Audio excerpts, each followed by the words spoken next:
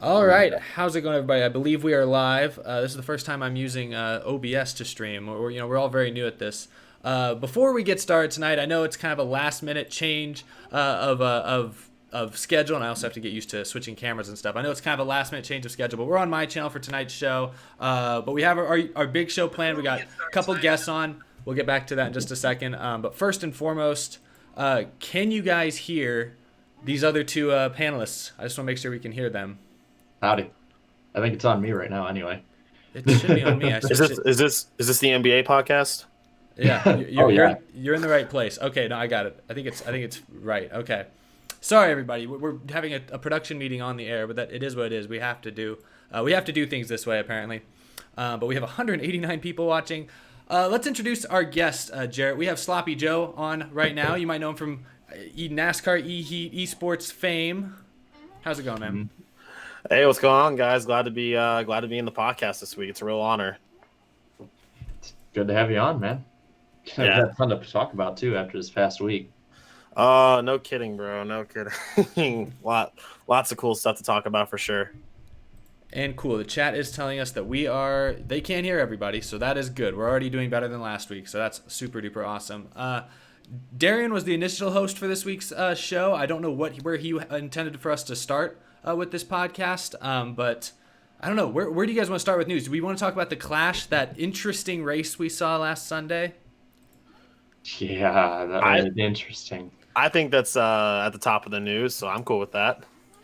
Yeah, that was definitely interesting. It was actually kind of funny because I had to go to the grocery store to get some stuff for my dorm, and I literally had a halftime break to do so. Oh, it looks like you got a super chat too. Yeah, thank you, the Bomb Bombeto. First cast for me this year. Hope y'all remembered me. I think he means chat. First chat for me this year. Yeah, well, we remember you, and thank you so much for the support. I appreciate it. Yeah, the Clash this year certainly.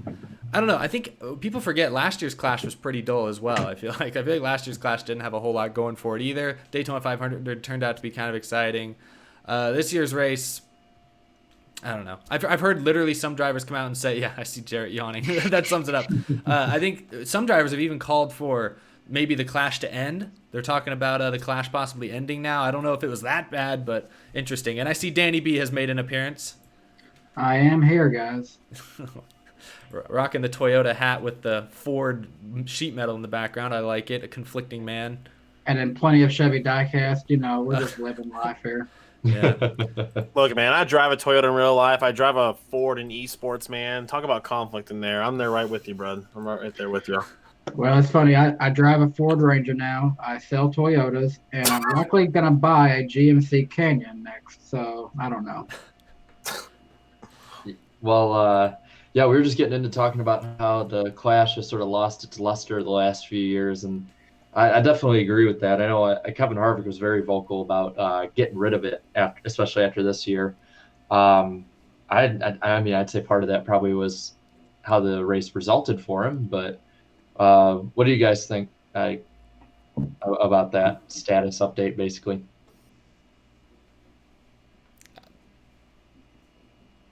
Hello? Oh, we just went dark for a second there. I don't know. Oh, hold on. We got a super chat. My bad. Jacob Jet for 2. Danny doesn't discriminate. You got that right. He loves everyone. all inclusive cars. But yeah, what do you guys think about sort of after this year's lackluster event and how it's been the last few years with Harvick there? I think it's just a product of Oh, Danny having mic issues. Another super chat. Ryan Robinson, thank you for the 2. Yeah, it was great having Almirola on the show. We'll get the show. I also realized I forgot to play the intro. Do you guys want me to play the intro really quick? I think we've long past that. I'm sorry, y'all. The intro's nice, though. The intro's nice. I'm sorry. I wasn't supposed to be the host today. I really am unprepared, and it shows. But we'll get the hang of it. The good thing we're only really quick. 5 Really minutes quick in. in the chat. Bestwick, we're at the top of the hour. 8 o'clock Central Time, 9 Eastern Time is when we'll show the interview. It is not live. It's pre-recorded. So, no, we will not be taking your guys' questions live.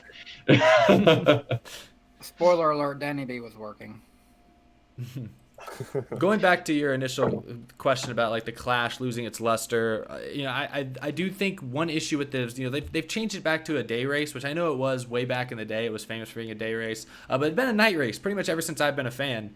And I appreciated that it was different than the Daytona 500. I'm not saying night races are necessarily better than day races, but at least now when it was a night race, Saturday night, it had a completely different feel. Right now, it just feels like a baby version of the Daytona 500 that doesn't really mean anything. So I can understand when drivers say that, maybe we should change it or move on from it. Makes sense to me. It just, I don't know, it is what it is. It'd be a shame if it goes away. A ton of super chat. Okay. Thank you for the 2 inside Uranus. Eric Almirola, yeah, it was great to have him on. Bring the Clash to new, how do you say that? I don't know how to say that. The S, wow, here, super chat too. Do you guys see that? Yeah, it's gone now, but yeah, I saw that. I know that it's like a short track. Yeah, I do want to address the reason they moved the Clash to Sunday. Partly was for the nostalgia factor, which I'll be honest, I really didn't hear that many people aside from Dale Jr. asking for the Clash to be moved. And I know he has a big voice in the sport, but I don't think he was right in that regard. It got moved to Sunday, though, because when it was rained out from a Saturday to Sunday, the TV ratings went up. So it sort of seemed like a knee-jerk reaction. They moved it to Sunday. Personally, I think they should keep it. I personally think the Clash should be held in a higher regard any more than the All-Star race. And I think that we shouldn't make any rash decisions getting rid of it, because we proved last year that one good race in the last 10 years can still revitalize the prestige of the race and how excited people get about it. So I'd say either keep it how it is now and move it to Saturday night, or if you keep it on Sunday, make it in the same broadcast as the Daytona 500 qualifying and make it be a 20-lap shootout like it used to be, so that we're not having people ride around for 50 laps. Like, it's got to be one or the other. I agree. And I think what really drug it down for me is the fact that people were trying to just keep the cars alive and tell someone coming across the radio, say, hey, rain's coming. Oh, gosh. Yeah. But it's also this package. And I know for this week, this Daytona weekend is the last weekend that we'll be using this package that they was using last year. Talladega and onwards are going to be using the new package for it. So I'll be interested to see if it changes. But just when I went to Talladega in October, if it wasn't for the fact that I got to meet so many drivers, got surprised, someone gave me pit passes, go in the garage, that would have been a terrible trip, because that racing that I saw there did not feel like super speedway racing to me. And neither did what I saw at the Clash.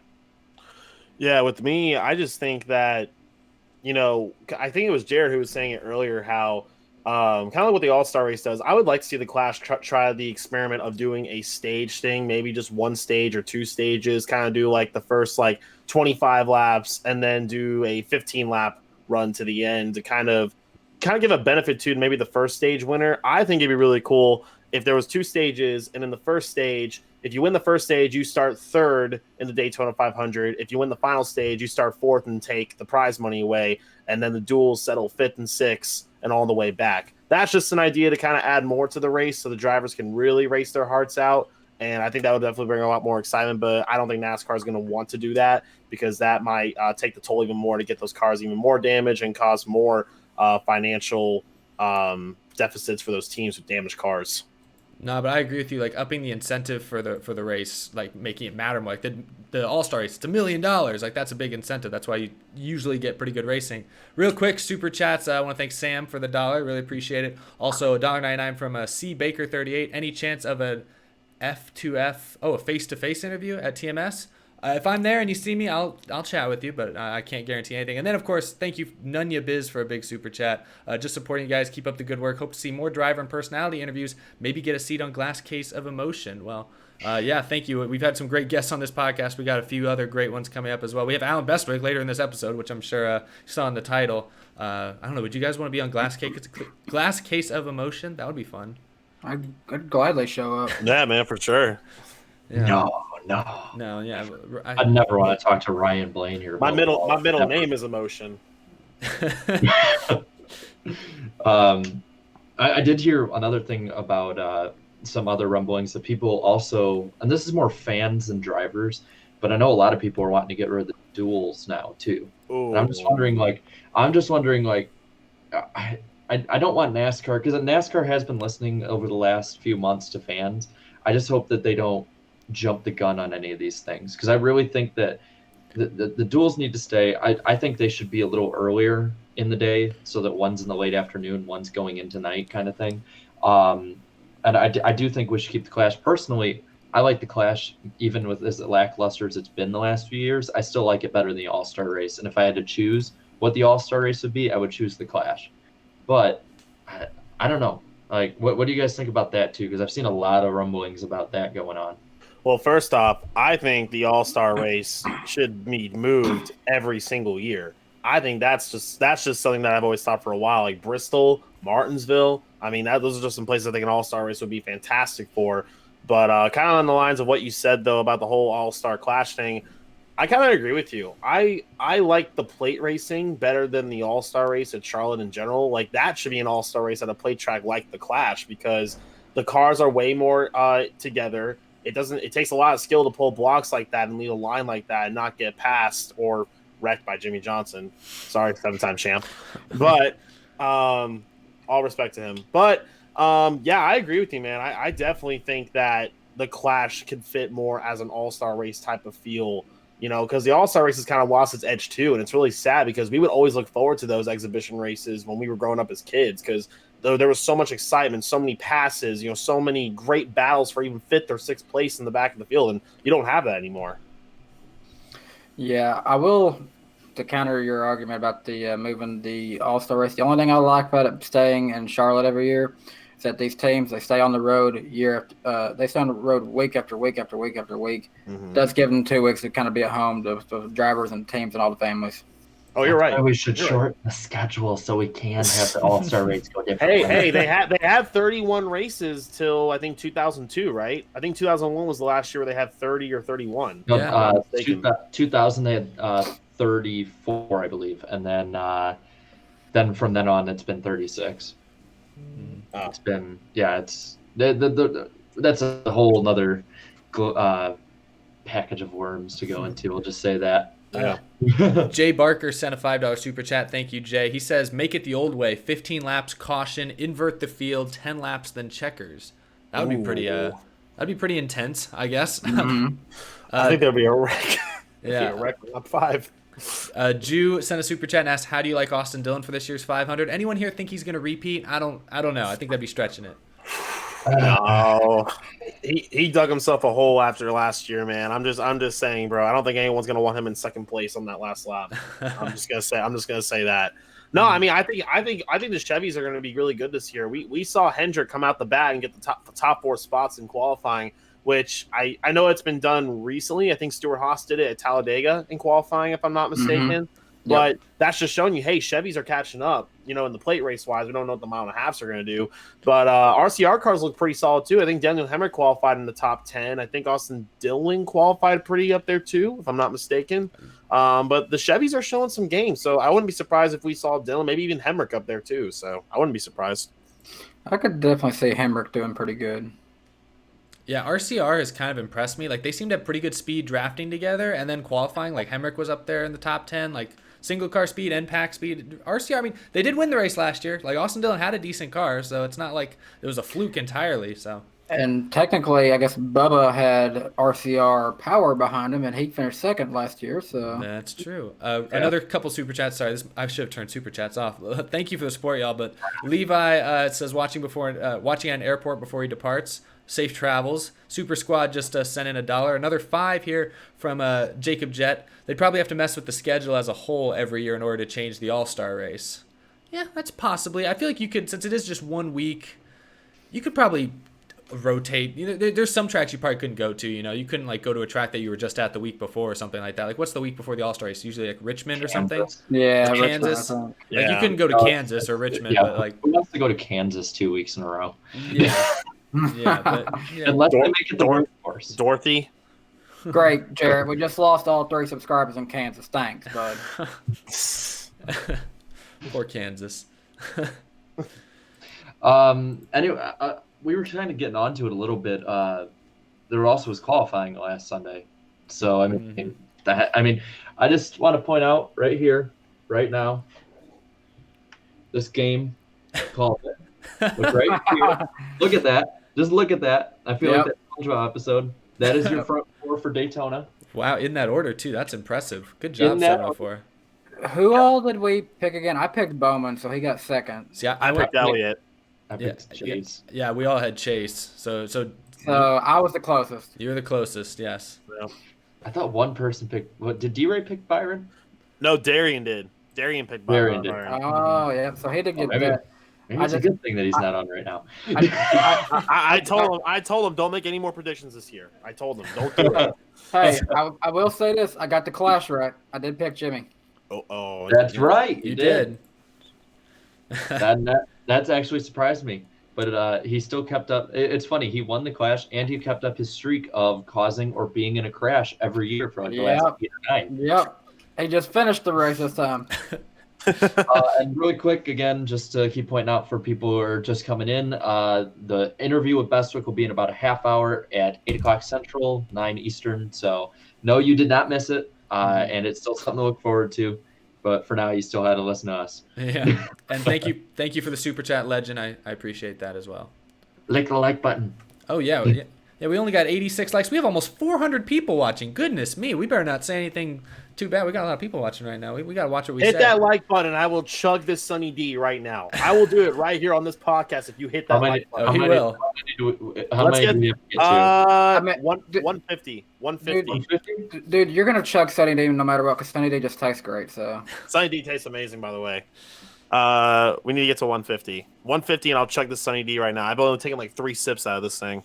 Oh, I have faith. Our fans are really good when it comes to that stuff. Yeah, we want to watch this man chug. Yeah, these are the same people who paid me to put mayonnaise in my face. I mean, come on. Oh shoot. In front of an NFL draft pick, no less either. Yeah, we're at 161. There you go. There you go. What? Oh, yeah. come on. Told you our fans are the best, man. All right, here we go. 3, 2, 1. Dun, dun, dun, dun, dun, dun, dun, dun, dun, dun, dun, dun, dun, dun, dun. Oh, hi. I didn't see you there. My name is Joey Stone, eSports driver. You know, I always have a delicious Sunny D before this game. Very nice. You almost had it.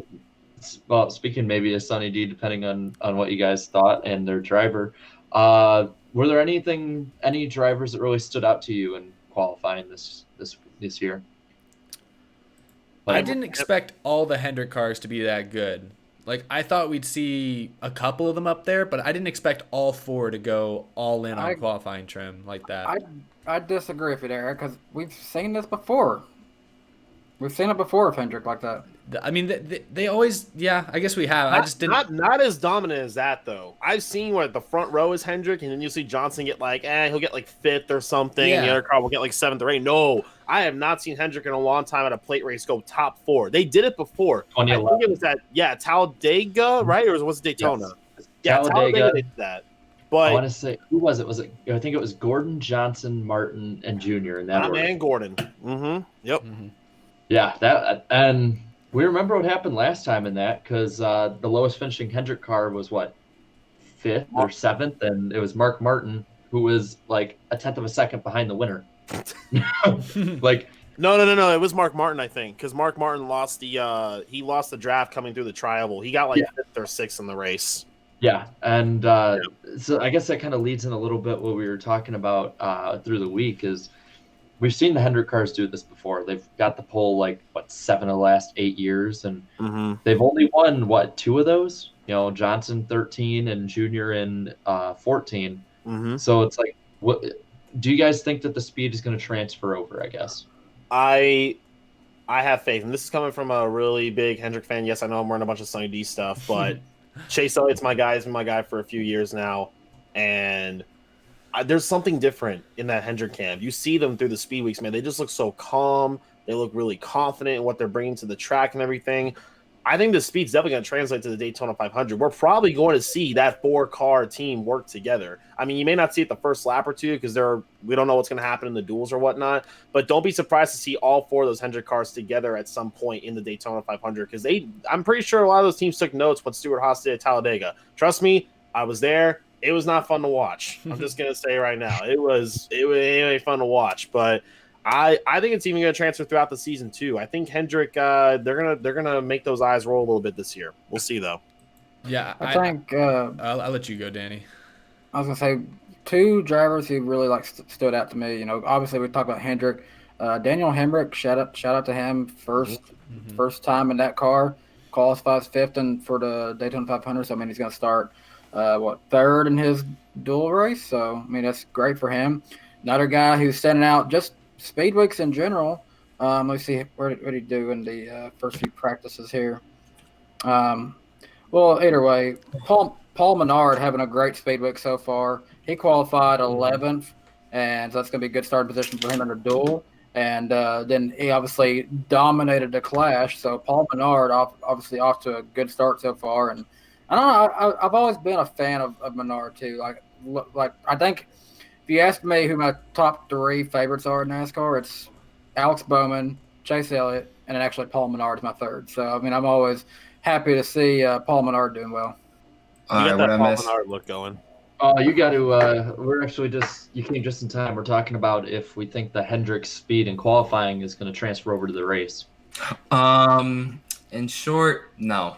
Because, well, I mean, the reason behind that. Well, first off, hi Sloppy. It's good to have you on the show today. Great to see you come in too, buddy. With that comment right there. Yeah. So, they're only like geared up for qualifying, but I mean, when it comes down to it, for the 500, I don't know, like they run up front at first, but then they get involved in some sort of mess, whether it's the big one or there's some sort of mechanical failure. So, and I mean, even like right now, even for the duels, they're not even tuned up to run the race and stuff. They were talking about how they only tune up the cars for qualifying and stuff, and then they impound them for like the rest of the week until the duels. So yeah. So for Chase Elliott and Jimmy Johnson, it was really pointless to go out and to have a full qualifying setup when Byron and Bowman both got the front row. I'll counter that real quickly because last year, Chase Elliott even said in his interview, they tuned their car to make sure it would not win the pole. They still had a fast car, but you saw what they did in the duel, dude. Nobody could pass him during the duel. No one could pass him. He dominated his duel. And I wouldn't be surprised if Elliott's team did the same thing again. That team was the 24 team. And before Elliott went over there, Gordon won every restricted play pole. He won like 3 in a row, right? Or something like that. That team knows what they're doing when it comes to speed. We've seen Elliott go up there, fight for the lead at plate races and everything. He's probably got the most speed out of any of those cars right now. I'll put Bowman up there too. Bowman's got some speed at the plate races. You're right. You're right. We did see him up front. We saw him up front in the final stage or in the second stage in last year's 500. And then what happened? Keselowski wrecked him. It looked like just moving on to the 2019 500. Hey, he was in the front. He was in the front though, at least. But he was up front. Yeah, he was up front. All right. Yeah, he finished up front. If I had to give my prediction on whether or not they'll be good, I think it comes down to experience. I think it comes down to experience. I think it comes down to who in the past has helped them out. So you got Chase Elliott has looked good. I think he's looked pretty good, and he just gets crashed. But he usually has a good car. And if this race is going to be ending in the nighttime, seeing how it's starting later, it seems like the Hendrick cars get better as the track gets sort of more has more grip to it. Like the night races, you notice in the duels, Chase Elliott was always up front and winning. Dale Jr. was, but when it gets to the 500, most of the time they wouldn't be as good because it'd be earlier in the day, it'd be warmer. So I'd say if the Hendrick cars are going to be good, it's probably going to be Johnson and Elliott and maybe Bowman. But I think we're going to know for sure at about the 50 lap mark. I think that's when we'll know, because that first bit, everyone's just sort of feeling out the cars, and everything. I think after that first stage or so, you're going to know who the competitors are going to be and who isn't. So yeah, I think the Hendrick cars will be decent. I think they'll, they showed Jimmy Johnson ran up near the front in the Clash even, obviously won the race at the end of the day. I don't think they're the favorites. I honestly look at Penske's been the team that's making me the most concerned right now, but I'm sure we'll get into that a little bit later on. Really quick, I got to run through some super chats. Thank you, Jew, for the super chat. He says Atlanta is going to be fun with the new Arrow. Gaming Blue says he doesn't like the stage races. I don't know. go down the line. What do you guys think of stage racing in a nutshell? We all know what I think. Yeah, it's all right. I mean, it's all right. It's just it's done wrong. If there wasn't cautions after each stage, then I'd be all right with it. It's oh, go ahead, Danny. Go ahead.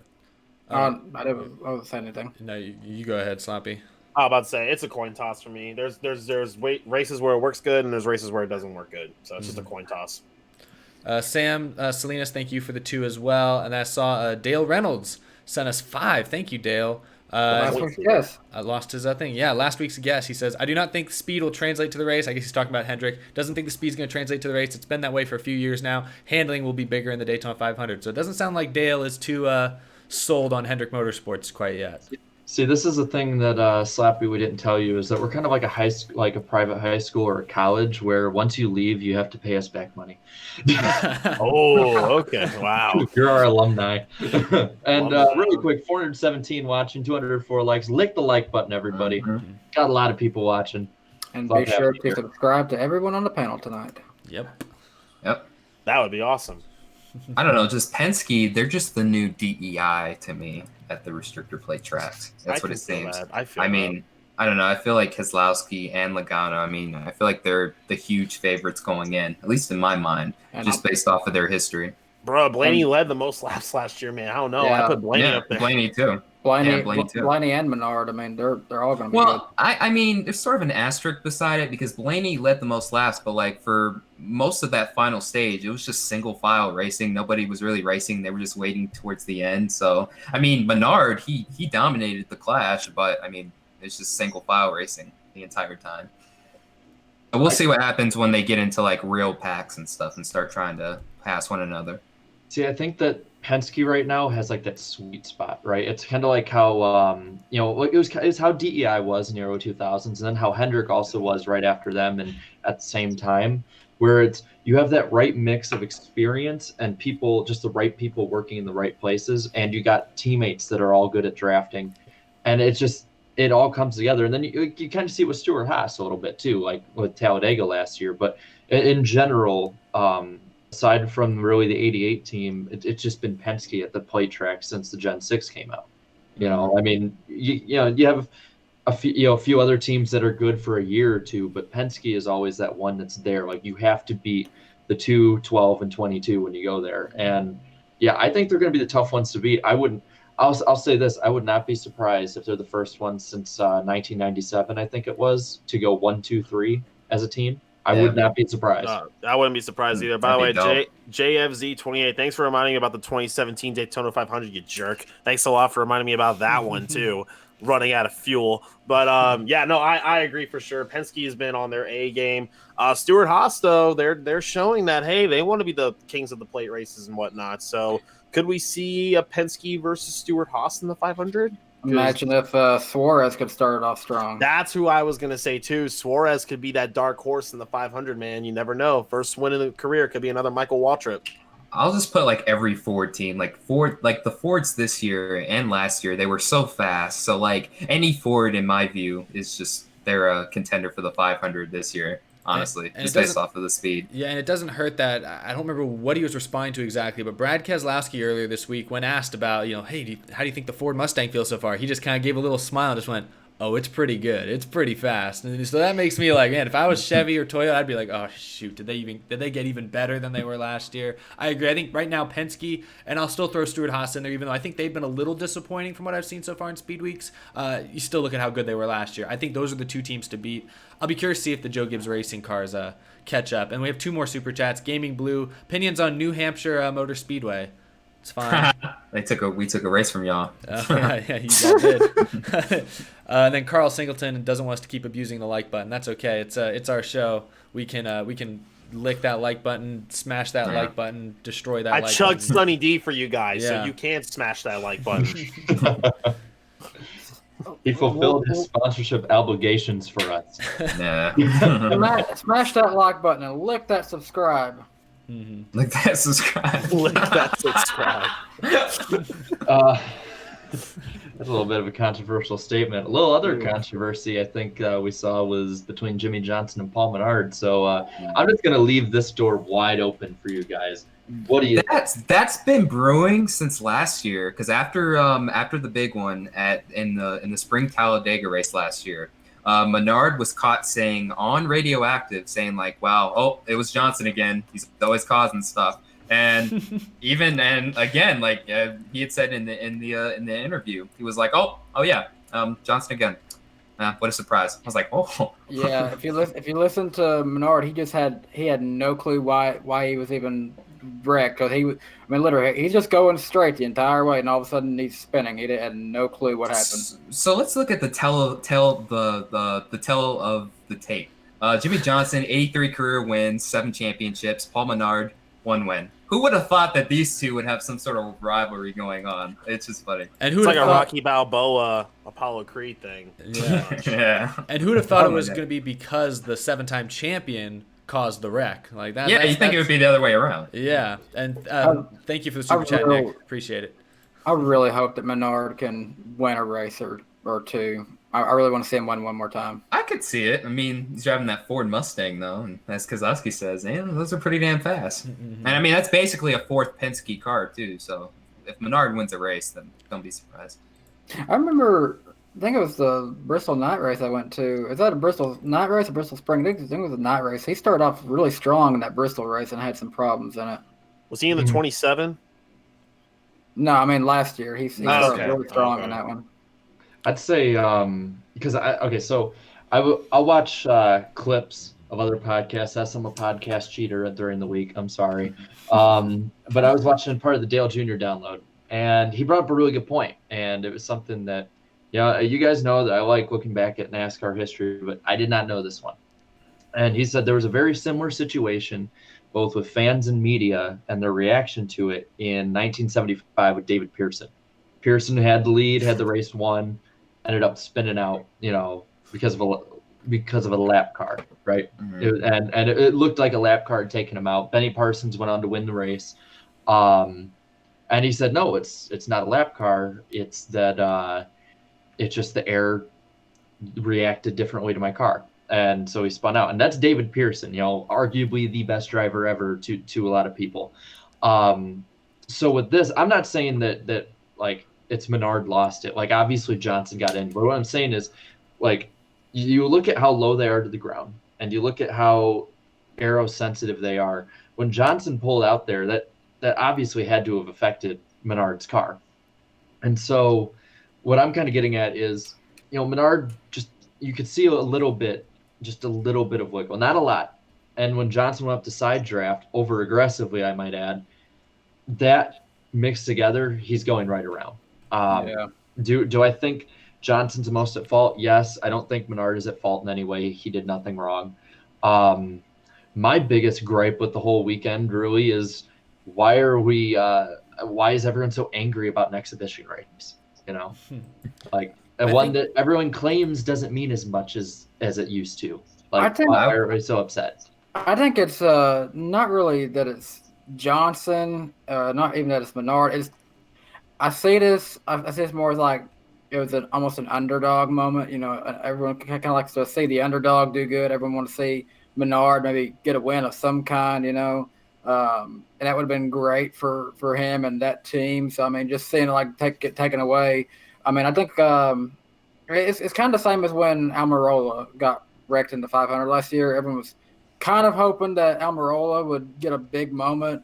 I mean, granted, it was big for Austin Dillon, who in the same sense is, I guess, technically an underdog. But, I mean, I don't know. I feel like maybe there's a slight difference there. I mean, I feel like more fans was wanting the Almirola. I was just having a field day in the trolling department that day, too. Because I was just like, oh, he went below the line. And for some reason, people, they were, like, falling for it. And I was like, dude, I'm totally trolling you guys, man. I don't know. Like, people were just so pissed about the clash and stuff. And I'm just like, damn, well, racing season really is back.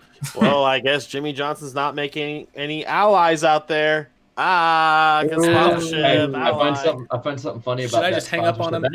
Anyone else remember the last time that Ally won a race with a car? Ryan Vickers, Ryan Vickers, Sal Davis. 2006. And who did he hit? He Jimmy hit Jimmy Johnson and Dale Earnhart Jr. Mm-hmm. Because GMAC is ally. So yeah. I find that kind of funny. It's like, wow, everything has changed, yet nothing has changed. Yeah. On a side note, if you ever buy a Toyota from me, you can finance for Ally. Right? I love all the plugs in this episode. that should be what this episode's called, the plug episode. The plug and play. I have no context whatsoever to it. Well, I think going back to the Jimmy Johnson, Paul Menard thing, like I think we all mostly agree that the wreck was mostly Johnson's fault. Not because he just ran up into him and ran out of town. I think it was just he's aggressively side drafting, which is what you had to do, and the air sucked him in a little bit. It's a riskier take. I think that the biggest problem and the reason it became a controversy, one, because it was for the win. Two, the race had been kind of painful to watch with all the red flags, with not a lot of really action up at the front of the field. The race had been kind of painful, and so the moment stuff happened, the race was over, and it was because of a dirty move. And then, of course, it's Jimmy Johnson. And the thing is, when Jimmy Johnson, he made a mistake here, and he didn't immediately own up to it. And that kind of got his fan base, at least what I saw on social media, kind of riled up, defending him, kind of making up things to defend him. Hypocrisy at its finest, man. Yeah, I just think it's one of those deals where I get he's a popular driver, and obviously people are going to defend him, and that's fair. But at the end of the day, just... It's not the end of the world to just admit that, hey, Jimmy Johnson made a mistake here and it caused a wreck. No. Like every major driver causes a wreck at some point and makes a mistake. Like just a few months ago, Kyle Busch wrecked Martin Truex Jr. at Bristol. But he at least right away said, I just misjudged it. It was a total mistake. And obviously that didn't make Truex feel any better. But I think that made the fans feel better, except for that one guy that tried to fight him after the race. But who knows? Alcohol is a wonder drug, from what I hear. That's what I think it really was. If Jimmy Johnson had immediately kind of accepted at least some of the blame, I think it would have all been, just another, like we talk about a little bit here and there, but not much. But accepted zero at first. Blame there. He later on went back, I think, in his press conference and was a little more apologetic, or at least showed some remorse. But yeah, I think that was the issue. The two interviews they showed on TV, he really didn't apologize at all. And to be fair, maybe he didn't think he needed to. I don't know. I've heard since then that he and Paul Menard actually talked earlier today and kind of cleared the air. Not a big deal or anything like that. Yeah. I just think it was his initial reaction, and then the fan reaction to that reaction is what made it a bigger deal. But I just didn't like all of the hypocrisy taking place, because if Stenhouse had done something like this, the fans would have torn him to shreds. Well, but since Jimmy Johnson did this, it's like, oh well, it's just racing. No way that nobody would be saying the same thing. I've seen plenty of memes against Johnson on this. Yeah, I won't say that. Like, I'll say it's not as heavy as it would have been if it were like a Stenhouse, or if it had been like Lord help him, Denny Hamlin, if he had done this. No, it's still heavy. It's still heavy. It's still heavy, but isn't it? It's nowhere near it's lightweight compared to what usually goes on. But I will agree with Jared that there are some drivers who can like take this and maybe be fine with it. Like, but if this had happened to a Hamlin, or if this had happened to a Logano or a Kyle Busch, no, it'd be they need security. It'd be the top trending thing on Twitter right now. Like it would still be going right now. Yeah, they'd need security. Let's see. Wow, we got 480 watching and only 248 likes. Come on, lick that like button, y'all. All right, guys, 350 likes. No, I'm kidding. No. Let's get it up to 400, man. What's the most we've had? Is there a record? 400. 400's got to be close to it. I don't know. Yeah, but if we can get to 400 likes, I will take my hat off and do the rest of the podcast with horrible hat hair. But sort of going back really quick before we go off to the interview everyone's waiting for. Yes. There were some good news that came out of this week. Now I do want to caution that it doesn't mean it's going to be like great long term, but just in this week, ARCA ratings went up 8% this past week, and then the Clash went up 3%. Yeah, 3%, I believe. Mm-hmm. Again, the Clash I think went up last year, and I think 2016 it went up too. So it's not saying that it's going to be the whole year, but it is a positive sign after all the good positive changes we've had this offseason. So in conclusion, the ARCA race was the best race all weekend. Who would have thought?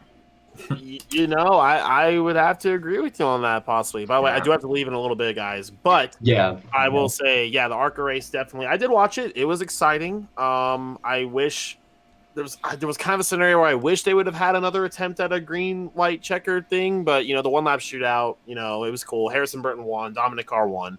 So also shout out to Brendan McReynolds, man. We had him on the podcast last week. Yeah. He was running as high as fourth. Looked like he was gonna have a shot to win. Yeah, like he was about the to go for the looked win. like but then, Davey Allison back in the day, dude. He was flying up there, and unfortunately, he just got caught up in the accident. Side note on that race is Leilani Munter, her last race.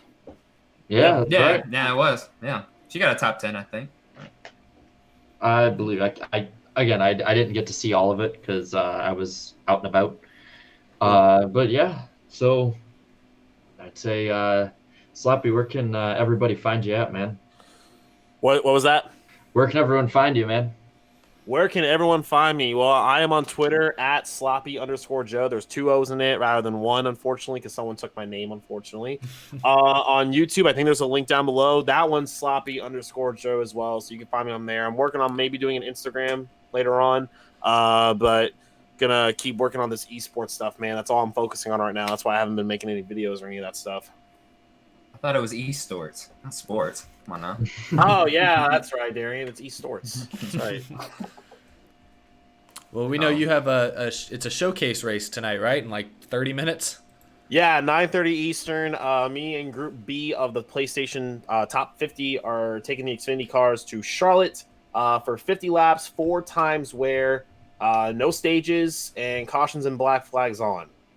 So it is. I've been practicing a lot with some of the big boys, and it's gonna be a fun race, man. I wish they'd be streaming them, but you got to be in that draft, man. It is plate racing at 1.5 miles at this track, so it is going to be a survival race. But I got a really good Roush Fenway Ford. I really do. It's a lot of fun to drive, and it gets into the corners better than maybe half the field. So as long as I got the draft and everything, I think I got a shot to go out there and get a win tonight. So Joe, when can people go back and watch it? Because obviously you said it's not going to be live stream, which is kind of good for us because we can continue all the fun here on the podcast. When can we go back and watch everything? Absolutely. So I'll be recording the race, and it will be in the process of uploading and editing. As soon as my race is over, I will be downloading it, and I will put it to my channel. So it's gonna be kind of like just a late upload. But when you wake up tomorrow morning, you can watch me in my showcase race and whatnot. You'll hear me talking. There's not going to be music in it, but I'm going to get the rest of the party audio out so you don't have to hear any sailors, if you know what I mean, going nuts and everything. But you'll see the video on my channel, though. That's where you'll see all the showcase races leading up to the draft in early March. All right, yes, man. That's right. Good. Sloppy Joe, the best esports player in all of NASCAR heat. Stop. Right. That's the truth, man. That's the truth. You're making the core proud. Yeah. Hey, man, I'm just doing everything I can, man. It's a lot of fun. I've made a lot of new friends. I literally was talking to Ed Martin before I got on the podcast, too, and he was wishing me good luck tonight. So definitely got some people watching. I got some teams watching, so I just got to go out there and do my thing, and everything's going to happen because there's a plan. So we're going to go out there and put on a show for sure. Yeah, well, best of luck to you, man. We'll let you get to it. Get your pre-race set up. Thanks, guys. Have a good rest of the podcast. Thanks for letting me join in, and hope you guys all enjoy the Alan Bestwick interview. That is going to be a lot of fun for sure. I'll have it in my my headphones right here. But thanks, guys. Yeah, thank you for coming on. Well, and that was Sloppy Joe. Yeah, great. Everyone go support him with his esports journey. He's made it incredibly far so far. Mm-hmm. Yeah, he's got a bright future ahead of him. And so now, I guess, it's what is it? Basically 8 o'clock here in Texas. We are ready now for the interview that we've been hyping up for about a week now, week and a half. Yes, sir. Yes, Alan Bestwick, guys, ladies and gentlemen. It was supposed to be on my channel, but OBS wanted to act up tonight. But I'm glad we can still have it on Eric's channel tonight. We interviewed him about a couple weeks back. The interview is around 18 minutes long. We asked him some pretty in-depth questions about his career, his experiences, and what his plans are in the future. So hope you guys enjoy it. Yeah, and we also asked him a little bit about his thoughts on where NASCAR is currently and where sports and media is currently. I think, honestly, it's 17 of the best minutes I've ever gotten to edit in my YouTube life. So should be fun. I'm going to make sure I can get it to work over here. I'm new to OBS, but yeah, unless you guys have anything else you want to preface it with, enjoy the next 18 minutes of our conversation with the one and only Alan Bestwick. What's going on, guys? Phones It's your were boy, muted, Darian muted. Gilliam, aka Black Flags Matter, and we are here with a very special guest, the one and only Alan Bestwick. How's it going? It's going great. I hope you're well. Oh, yes, all good, sir. So I figured let's just get right into it. Eric, start us off. Yeah, well, it's really great to have you on the show. First question, I figured we should just start at the beginning. How did you get into TV broadcasting, or how did you get into motorsports specifically? Yeah, that's kind of a long story. I'll shorten it up as much as I can. When I was a kid, my dad had a race car at a local short track, just a hobby car, junkyard race car with some of his buddies. And so I was around the sport from the time I was a very young kid. Broadcasting, just something I always wanted to get into. I did, starting when I was in high school. I was a disc jockey and did local, high school football games and things like that on a little AM radio station in Rhode Island where I grew up. And then fast forward years down the road, I ran into the guy that ran MRN, NASCAR's radio network, at the National Radio Broadcasters Convention in Dallas, Texas in September of 1985. And we struck up a conversation, and about 6 months later, they had a job come open. And he asked me if I wanted an interview for it, and I said absolutely. And got hired in 1986 and moved to Daytona Beach, and it all kind of took off from there.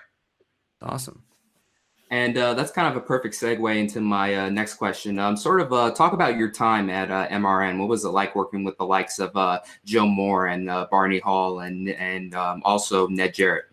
Yeah, it was great. They were dream years for a lot of reasons. First of all, MRN was a really well done production. You were working with good people, doing good broadcasts, having a lot of fun, traveling around to all the races and interacting with people like Richard Petty and Cale Yarborough and Bobby Allison when I first started, and on up through, the Earnhardts and Wallaces and into the Gordons and so on.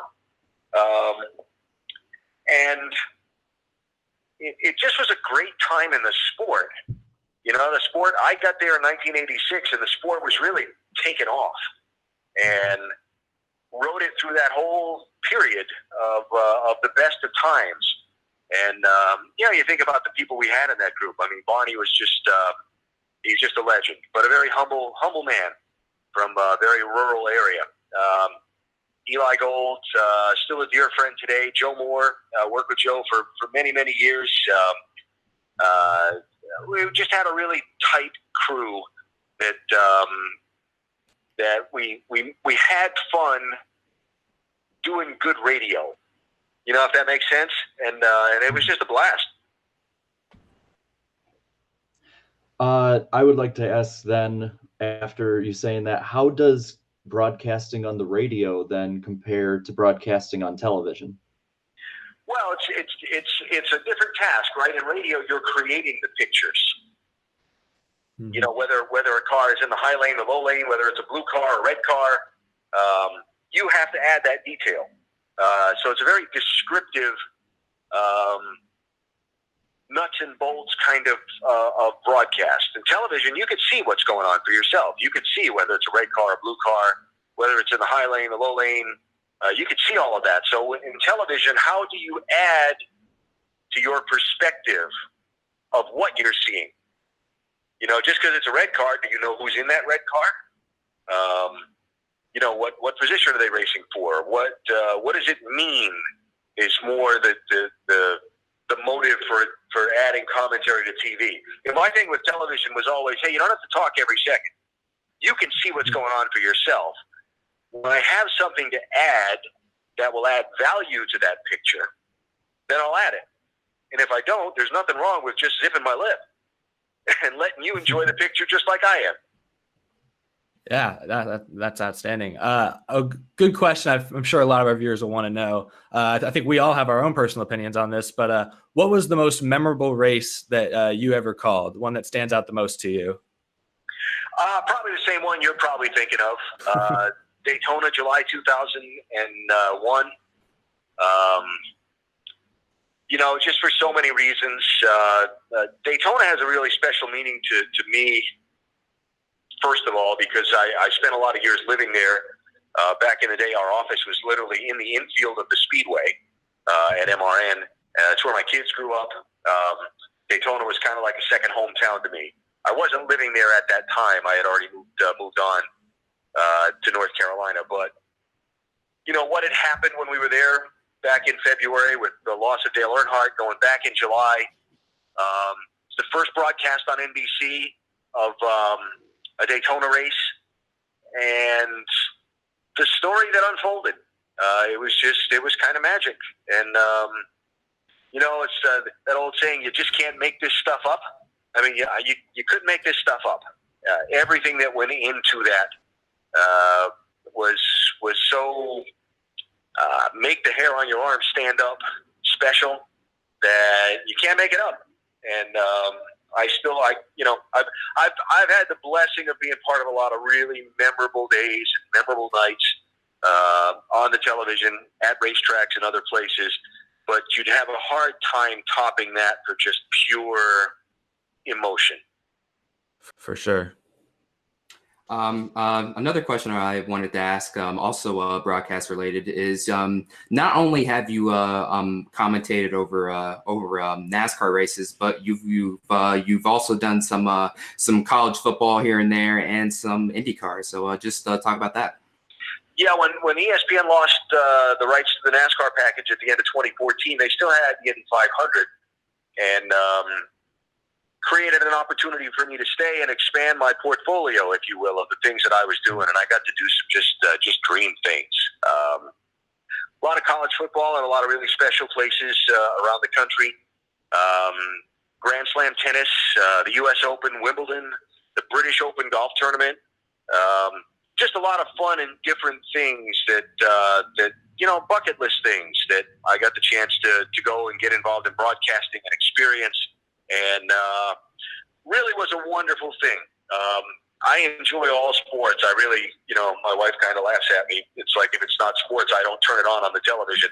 And to get the opportunity to go around and do some really special events like that it's been a really wonderful thing for me. I really have enjoyed it. So one thing you were talking about is that you've been a part of a lot of memorable nights and days in the sport, and you've really been blessed to be there and announce those. One thing I want to ask though is, of races that you haven't had the pleasure of broadcasting, what one throughout history would be one that you wish you could have called the finish for? The very first Daytona 500. Yeah, that'd be a good one. Because it must have been incredible. I mean, the racetrack was nothing like anything anybody had ever seen before, and the way that it all unfolded, you know, and history tells us now with the photo finish and things like that, I think that would have been fun. One of the old beach races in Daytona would have probably been pretty special to see. You know, the cars screaming down the pavement for 2 miles and turning around onto the sand and screaming back up the beach for 2 miles. That must have been just a hoot, you know? And can only imagine what that would have been like to have seen. You know, beyond that, I've had the pleasure of doing a lot of things, and I don't look back at what I've missed. I look back and say what I've been privileged to be able to be a part of, and it's been a pretty long and special list. Yeah, for sure. I know another question I had was, how do you feel about the state of motorsports media coverage right now? It feels like a lot has changed just in your career and even just in the last few years. Well, I think the state of motorsports coverage right now is great. Look, there's nothing happens on a racetrack these days that you can't watch somewhere. That's right? True. When I got started, the only thing we did, even this goes back to MRN, the only thing we did was the Cup race on Sunday. You know, nothing else during the weekend was broadcast. And it was only in the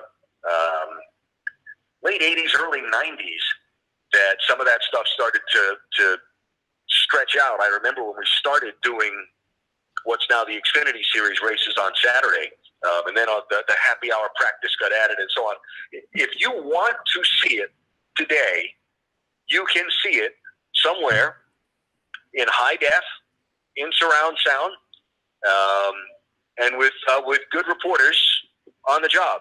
So I don't think it's ever been better. You know, the dollars and cents, the technology is phenomenal that's in the sport today. In some ways, I think there's almost too much coverage. But you know, if you're a racing fan and you want to see it, there's no reason you can't. So during your days in the early 2000s broadcasting for NBC, you know, NASCAR was like really big. You know, it's still big now, but it was a lot bigger back then. You know, it was basically on par with the NFL's ratings numbers in terms of that. Sort of just what are your thoughts on the state of NASCAR today? Well, I think that's a really long and really complicated answer. Obviously, the industry has its struggles. You know, I think you have to put those struggles in a lot of perspective. First of all, every sport right now, and that includes the NFL, is struggling to sell tickets or to maintain their ticket sales. Everyone. There are very few exceptions to that. You know, Alabama football isn't struggling to sell tickets. Okay, I get that. But an awful lot of Division I college football programs are. Major League Baseball, pro football.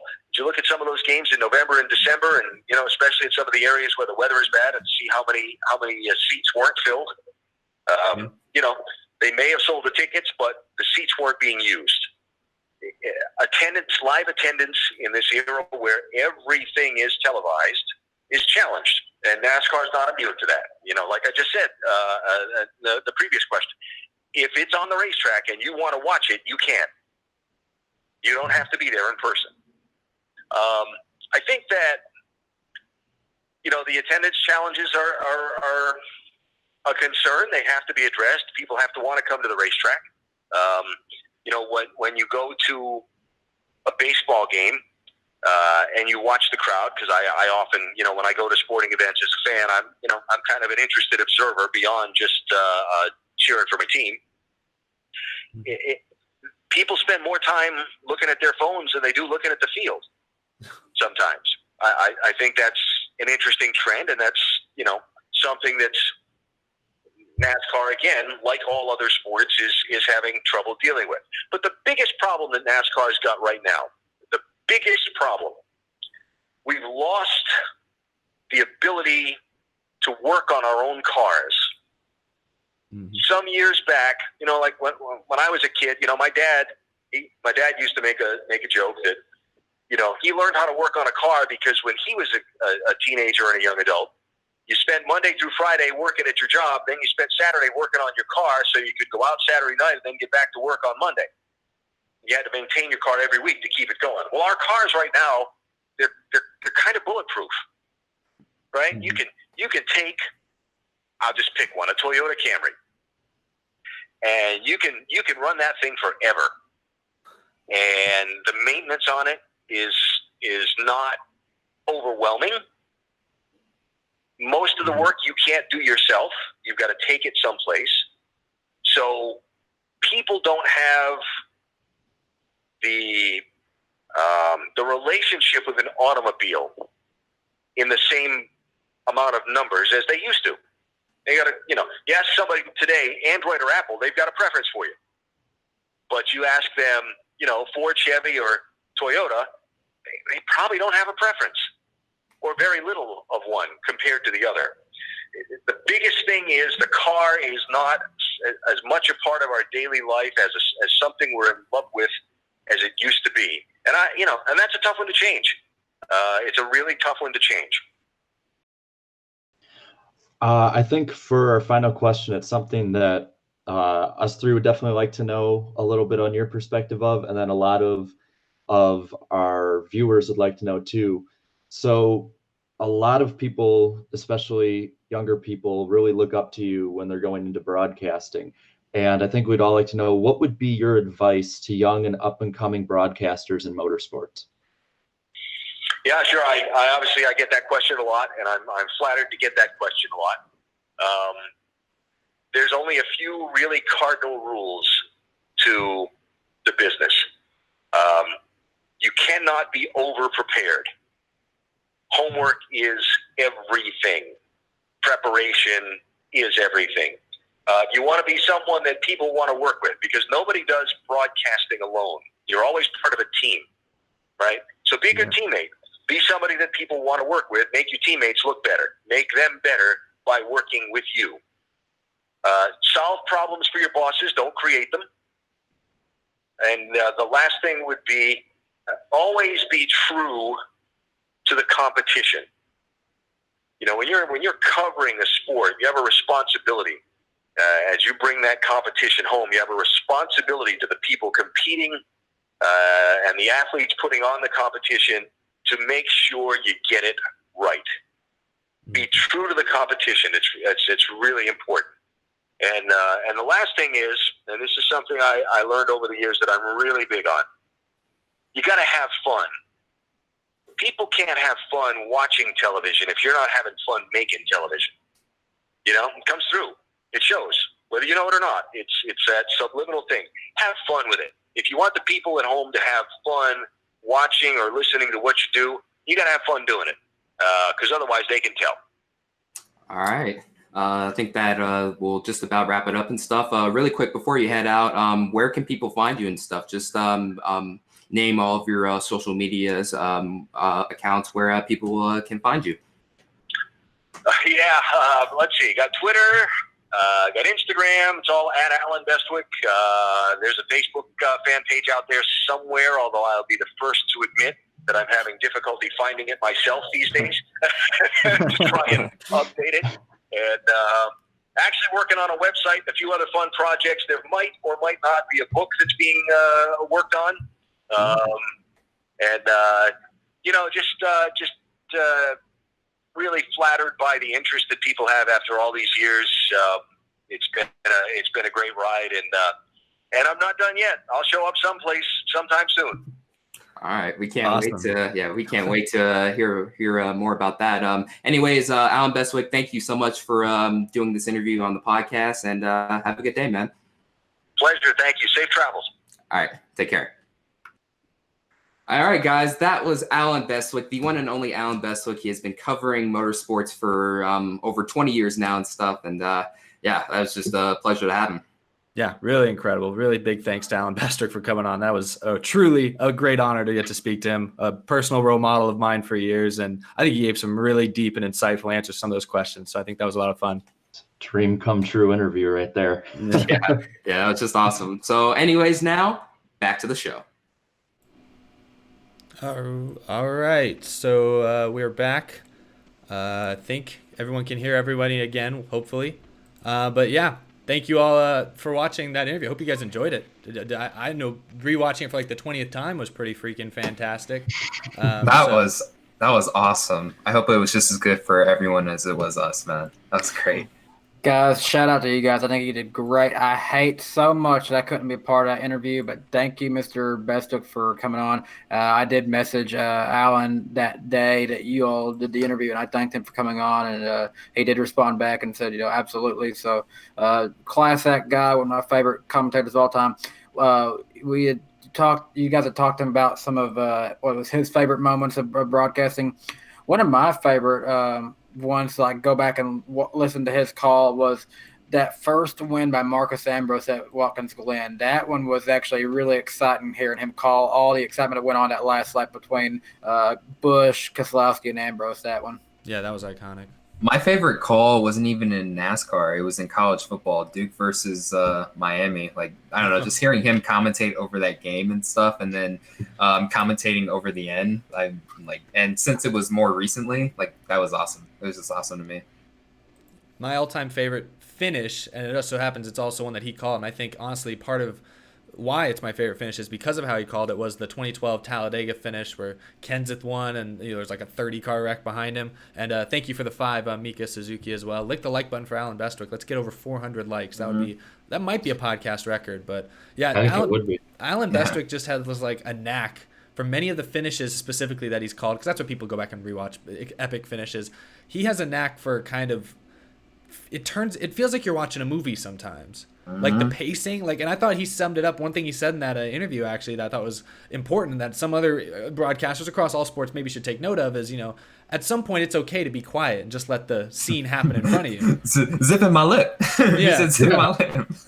Like sometimes there's like the drama comes from the pause. Like part of that finish, that Talladega finish I just talked about, they don't say anything for like the first 30 seconds of that restart. Like it's just silent, just the engines. And that's like, gosh, that just nailed it. That was super cool. Just remember, guys, 400 likes, and I'll take the hat off and have hat hair. And thank you for the super chat, Alaskan Yankee. Yeah, I gotta say, I mean, obviously, the Dale Jr. 2001. Even though I didn't watch it live, like going back has to be my favorite. I'd say it's hard to pick for me a favorite one live, because there's been so many. But one thing I noticed, I think this shows, one, how iconic of a voice he has, but two, how good he was for so long as a broadcaster. Remember, he did say that it's not the last we've heard of him, so he's got stuff planned. But one thing that I noticed is I kept reading the chat the whole time, and I loved it. You can ask these guys. I had this stupid grin on my face the whole time. I could not stop smiling. I literally, because we have the hang out in the background, and so we were able to put stuff up. I literally was so excited I put this up. This is awesome, and it is. But one thing I noticed is when you guys kept putting in his quotes in the chat, I could hear his voice and how he said it. Yeah. As I read your guys' comments, and that's just, I don't know. I mean, it's just a dream come true, man.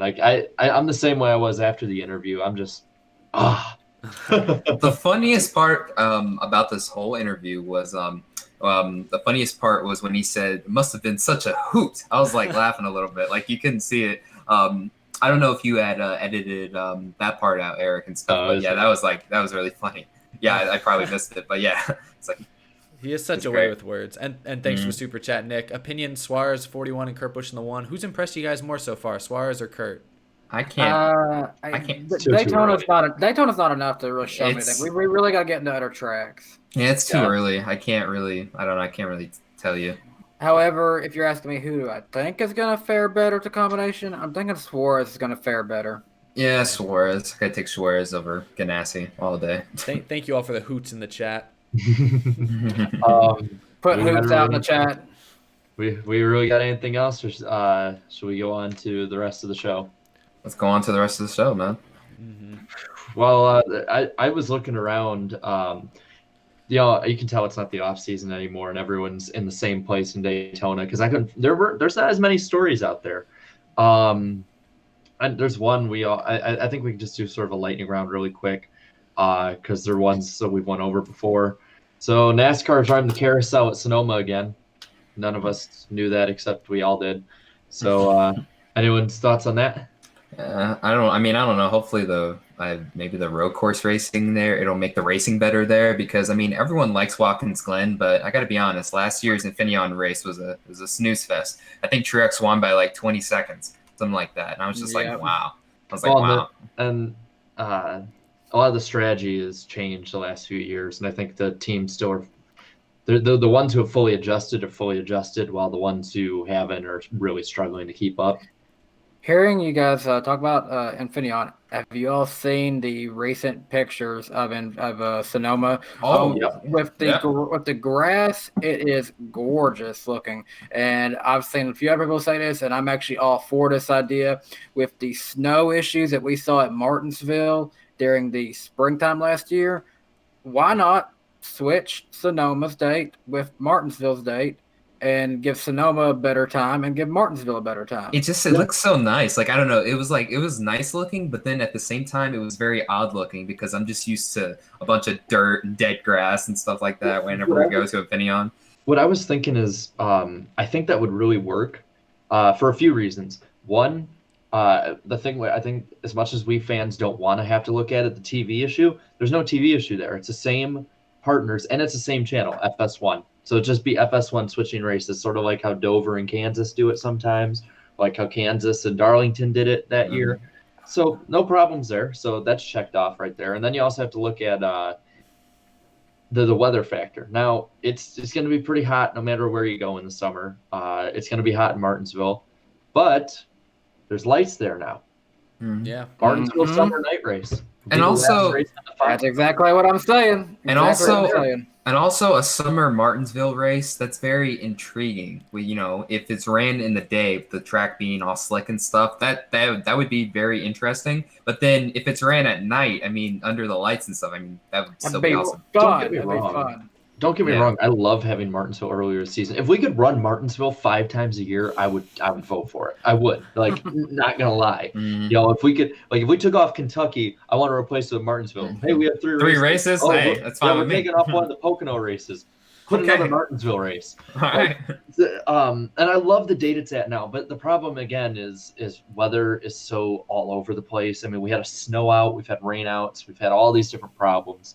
And we do have some of them with the fall race, but not as many as the spring race. So I feel like this would be a really good fix. And if they are shortening up the schedule and stuff, in the coming years, if it does go down to 28 races, it'd be a way to sort of jolt the season right off the bat. Because it's like with Atlanta and Vegas, no disrespect to those tracks, but it has similar racing. Whereas if you had a plate race and then a road course and then intermediate and then a short track and you just kept, changing it up, you could fit it in the West Coast swing too, is what I was thinking. I mean, because you have, what would it be? It'd be Vegas and then ISM and then Auto Club and then Sonoma. And then you could be a little, you could sort of then go to Texas.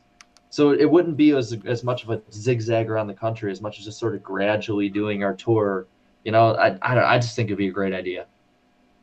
Yeah, I could see it happening. I'd be a fan of swapping it around, giving a Sonoma an earlier date. Speaking of schedule things, I don't know if you guys want to talk about this, but one thing I noticed from Media Day today, Denny Hamlin made a comment where he implied that he thinks NASCAR should shorten the lengths of races. Now, he didn't say how many, he didn't say what specifically, he didn't say how much to shorten it, down to 300 miles or what. But Denny Hamlin sounds like he's in favor of shortening Cup Series races. How do you guys feel about that? It's funny.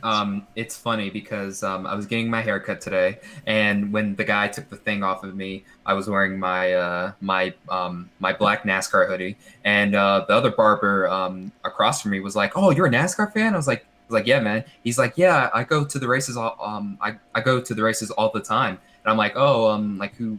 And then we started talking about NASCAR, and the one thing he had a problem with was that he said this. Man, the races, they're just so long, though. I wish they would shorten them up, kind of like how F1 does theirs. And I'm like, yeah, with how people's attention spans are today and stuff, it would make sense. But the problem is, what's a fair way to do it?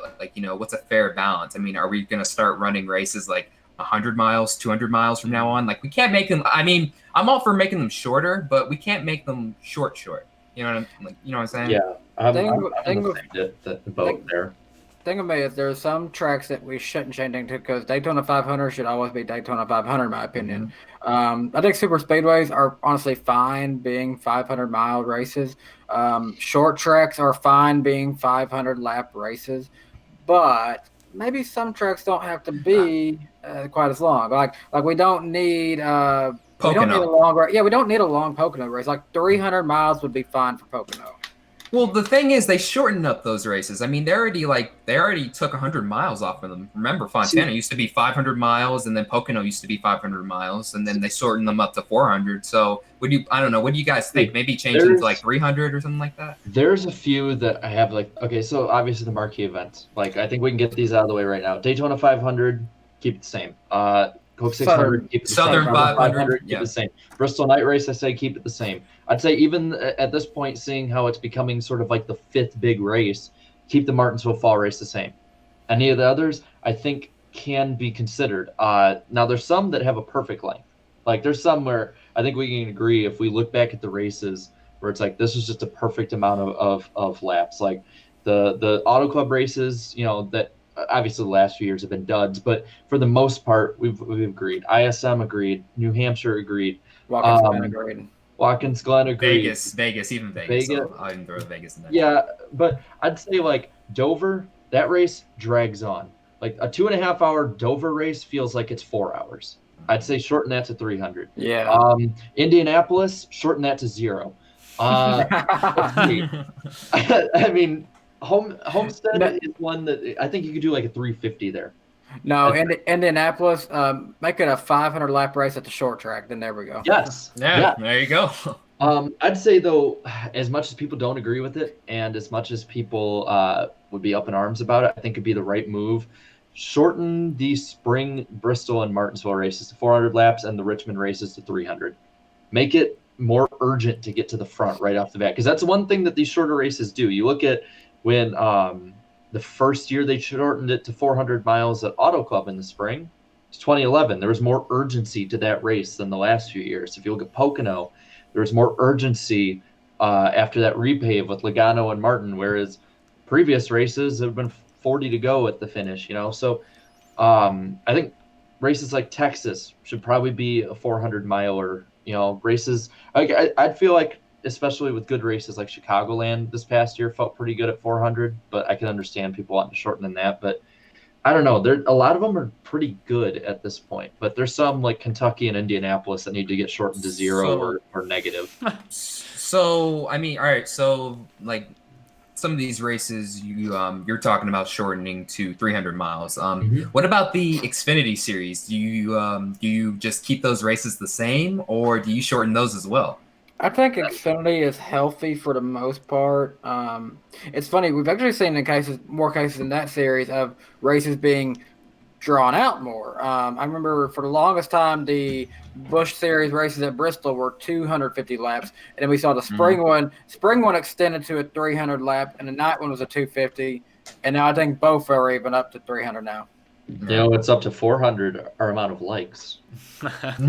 Okay. Oh, Head here. Oh, goodness. Damn. Okay. Beautiful. Oh. Nice job, chat. Nice job. Good job, Y'all pat yourselves on the back there. Get a good look at that one, boys. Honestly, I think this might be something we can sort of incorporate. I know we're talking about doing like our top 50 drivers ever and doing segments on that. I think something we might be able to incorporate in the podcast. I'm just spitballing live on air here with this. Is why don't we see about making our preferred schedules both with possibly shortened races and shortened schedule or whatever. Yeah, that'd be fun. I know you guys have done videos on that. I know, Eric, you've done a video on that. I'm just saying sort of as like compare and contrast. Yeah, I mean, I'd be interested though in revisiting it and talking about lengths, because that's never really something I've considered that much. Just to give my 2 cents. I'm honestly surprised, because all of you guys sound like you're willing to, like, yeah, sure, we can shorten a few races. And actually, for most fans that I've seen comment about this, that's what kind of they're saying too. And I'll be honest, I'm surprised to hear that from NASCAR fans, that they want to break from tradition as much as it seems like they do. I think I agree with you guys. There's a few good races out there that I'm okay with, a 350 or 300-mile race, possibly 400's kind of the sweet spot. I agree. Texas can be a 400-mile race. I have no problem with that. Honestly, yeah, I agree with what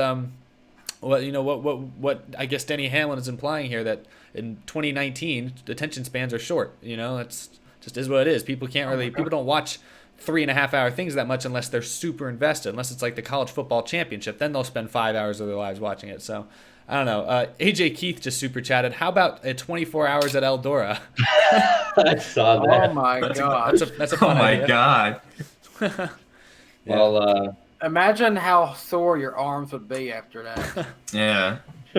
Just imagine all the dirt just in the air, man. Oh my gosh. There's already a lot out of just one track. Would be off. I wouldn't be able to go to that race. So really quick, I'm gonna share screen something really quick. So myself, Eric Eastep, and Jake Bassinger. Hopefully I said his name right. I always botch his name. I'm sorry about that. We're all we're all collaborating on with frontstretch.com. They contacted us on doing a NASCAR power rankings list. Just our opinions on who the top 12 drivers are in the series at the moment. So really appreciate them valuing our opinions and stuff. And I figured we could go and take a look at the list here. It's not just us three. There's like, how many, Eric? I want to say like 25 in total. Yeah, there's like 25 total people. Most of them, I don't know who they are. There's only a couple people that I even heard of on this list. But yeah, it's a lot of people from a lot of different types of NASCAR media, a lot of independent media people who write about racing, talk about racing just like we do. So it's cool to be a part of this. And yeah, this is their current top 12 if we want to look at it. Yeah, so number 1, Kyle Busch. He was in mine. I listed him number 1 and stuff as well. Number 2, Kevin Harvick. I like the picture they chose. Yeah. Oh my God.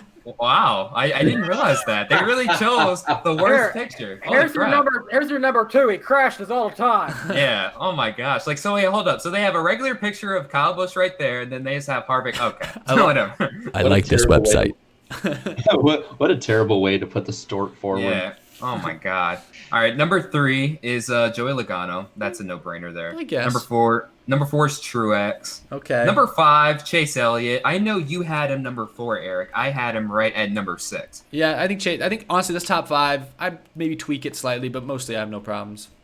All right. And number 6 is Brad Keselowski, who is actually the odds-on favorite to win the Daytona 500. Wait, let me see. Let's look at those odds. Yeah. Jeff Gluck. Here at the NASCAR Weekly Podcast, we do condone gambling. Yeah. Look at those odds. I'm surprised to see like Almirola and Boyer so high. I guess they're really going all in on Stewart-Haas Racing. Well, I mean, Almirola, he almost won last year. So, I mean, that's kind of a no-brainer. And that's how we'll get Michael Jordan on the podcast. Anyway, number 7. They chose oh my God. They took another. You think they would put pictures of like their race cars or them just hanging out in the garage area? Nope. They just take some of the most funniest pictures, I guess. But yeah, Ryan Blaney's number 7. Number 8 is Kyle Larson. Okay. I think Blaney's a little high, but that's just me. Yeah.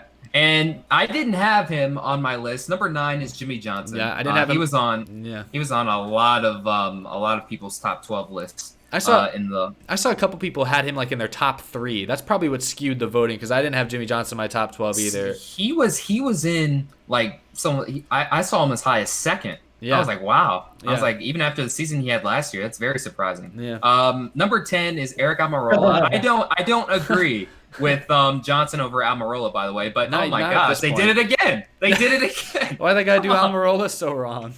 Dude, front straight. To be fair, though, actually, in my thumbnail for today's video, I actually used that wreck in the thumbnail as well. So I guess I'm no better. I'll tell you what, I'll never forget that time that Rusty Waller spun out Caleb Hoffman. I'll never forget it. Number 11 is Clint Boyer. Another interesting photo. Okay.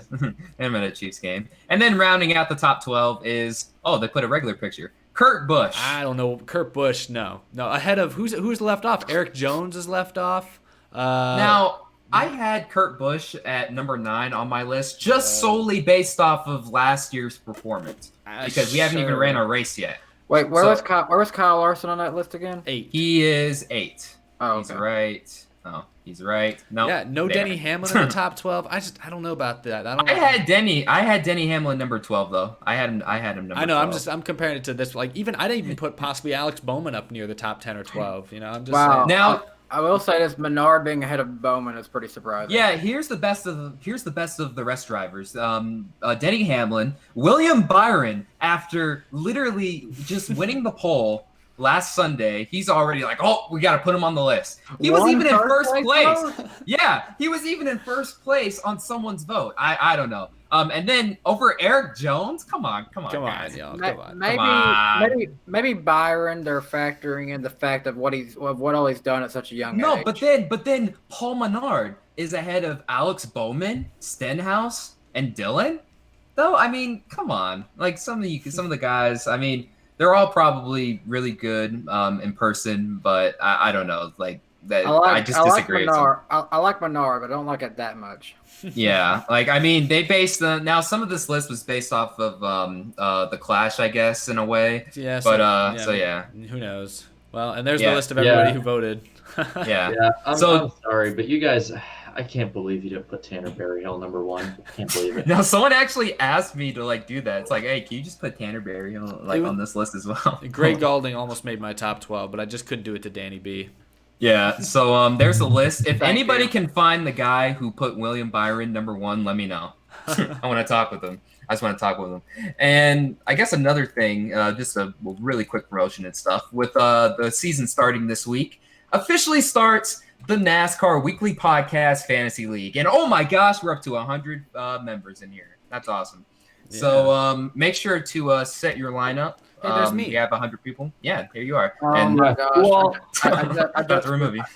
I just realized that I was so busy I didn't even sign up. Oh my god. Son of a. Oh, you're not. Wait, you're not Showman the Bowman? I thought that was you. No, that was not No, that's Showman the Bowman. We've had him on the podcast. Oh yeah, Yeah.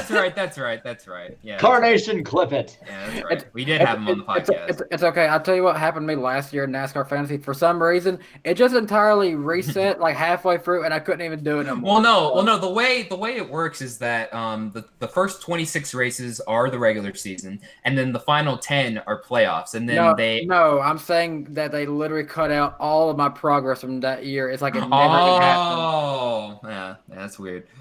But yeah, so here's my lineup right now. It'll change probably after the duel. So I have Byron, Hamlin, Menard, Keselowski, Logano, and Suarez as my garage driver. And don't want to give away my pick, so I'm going to stop.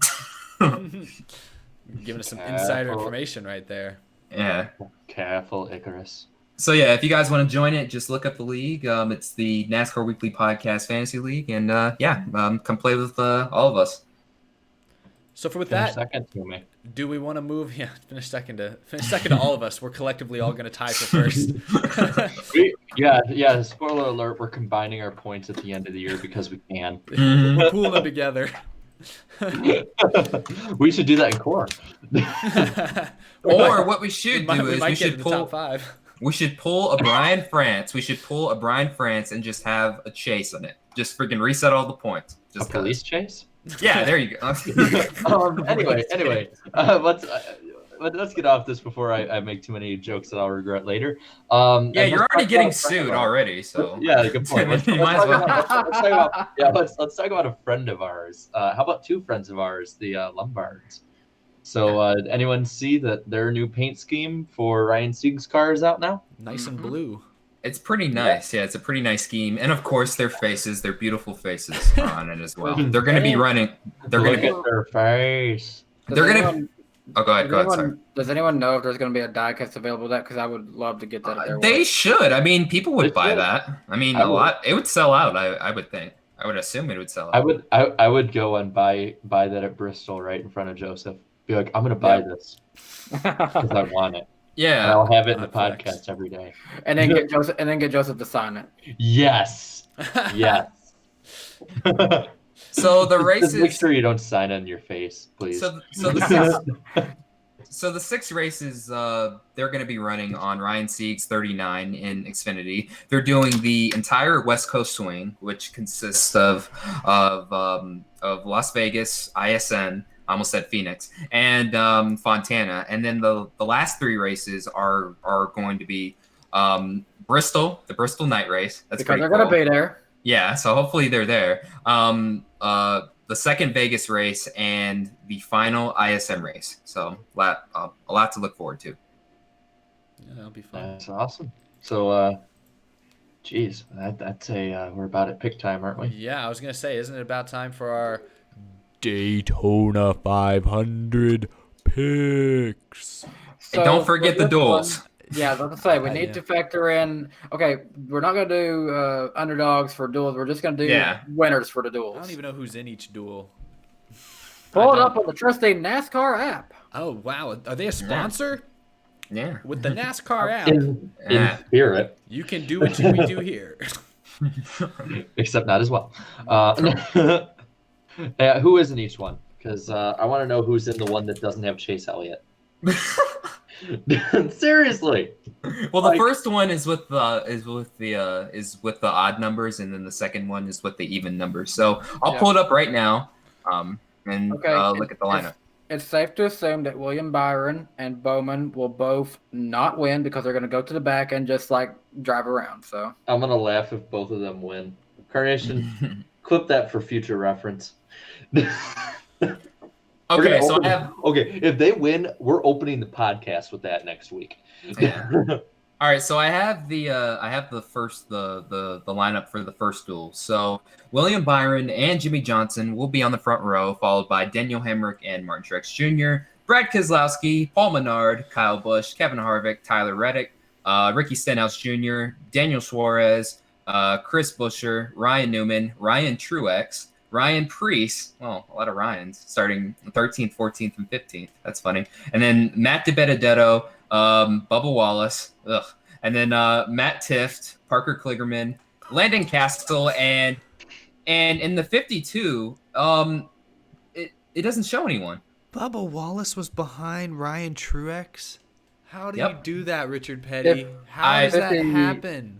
52 is Cody Ware. Oh my god. Oh, it's Cody Ware. Yeah, they didn't have him listed. I guess NASCAR.com didn't care about him enough to even have him on there. So it's on the app here, so I don't know. Oh, on the website it's just blank. They just have 52, and that's it. So just say that.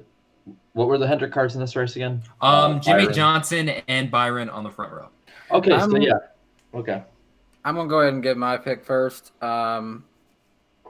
Starting fifth with Brad Keselowski. He's gonna be my pick for this one. Yep, mine too.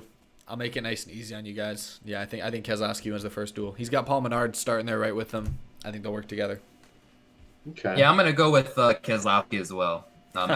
He's so dominant, man. So dominant at these play tracks. I'm a rebel without a cause. I'm going Paul Menard. Get hard for Menard. I think after this week he'll be up there. I want to, but Keselowski just makes more sense. Plus, I want to be different than you guys because I don't want to roll with the crowd here. I don't want to be like a driver in the Clash and just go with everyone else. All right, so duel number 2. So the second duel Chase Elliott. Okay. Yeah, I'm gonna have to do the same thing. Bowman goes to the back, and then it's just gonna be single file most of it, and Elliott's gonna win. So. All right, so right now, so here's the lineup. So Alex Bowman and Chase Elliott on the front row, followed by Joey Logano, Clint Boyer, Austin Dillon, Denny Hamlin, Eric Jones, Ryan Blaney, Eric Almirola, Kurt Busch, David Reagan, Michael McDowell, Casey Mears. And this is going to be really funny in a second. Jamie McMurray, Brendan Gaughan, Kyle Larson, Ty Dillon. Yes, folks. So Casey Mears qualified ahead of Ty Dillon. So that's poetic justice right there. No, better yet, David Reagan, Michael McDowell, Casey Mears, Jamie McMurray, Brendan Gaughan, and all qualified better than Ty Dillon. Well, they did Larson as well because Larson's behind them as well. Yep. Yeah, and then Ross Chastain, Corey LaJoie, BJ McLeod, and last but not least, Joey Gase.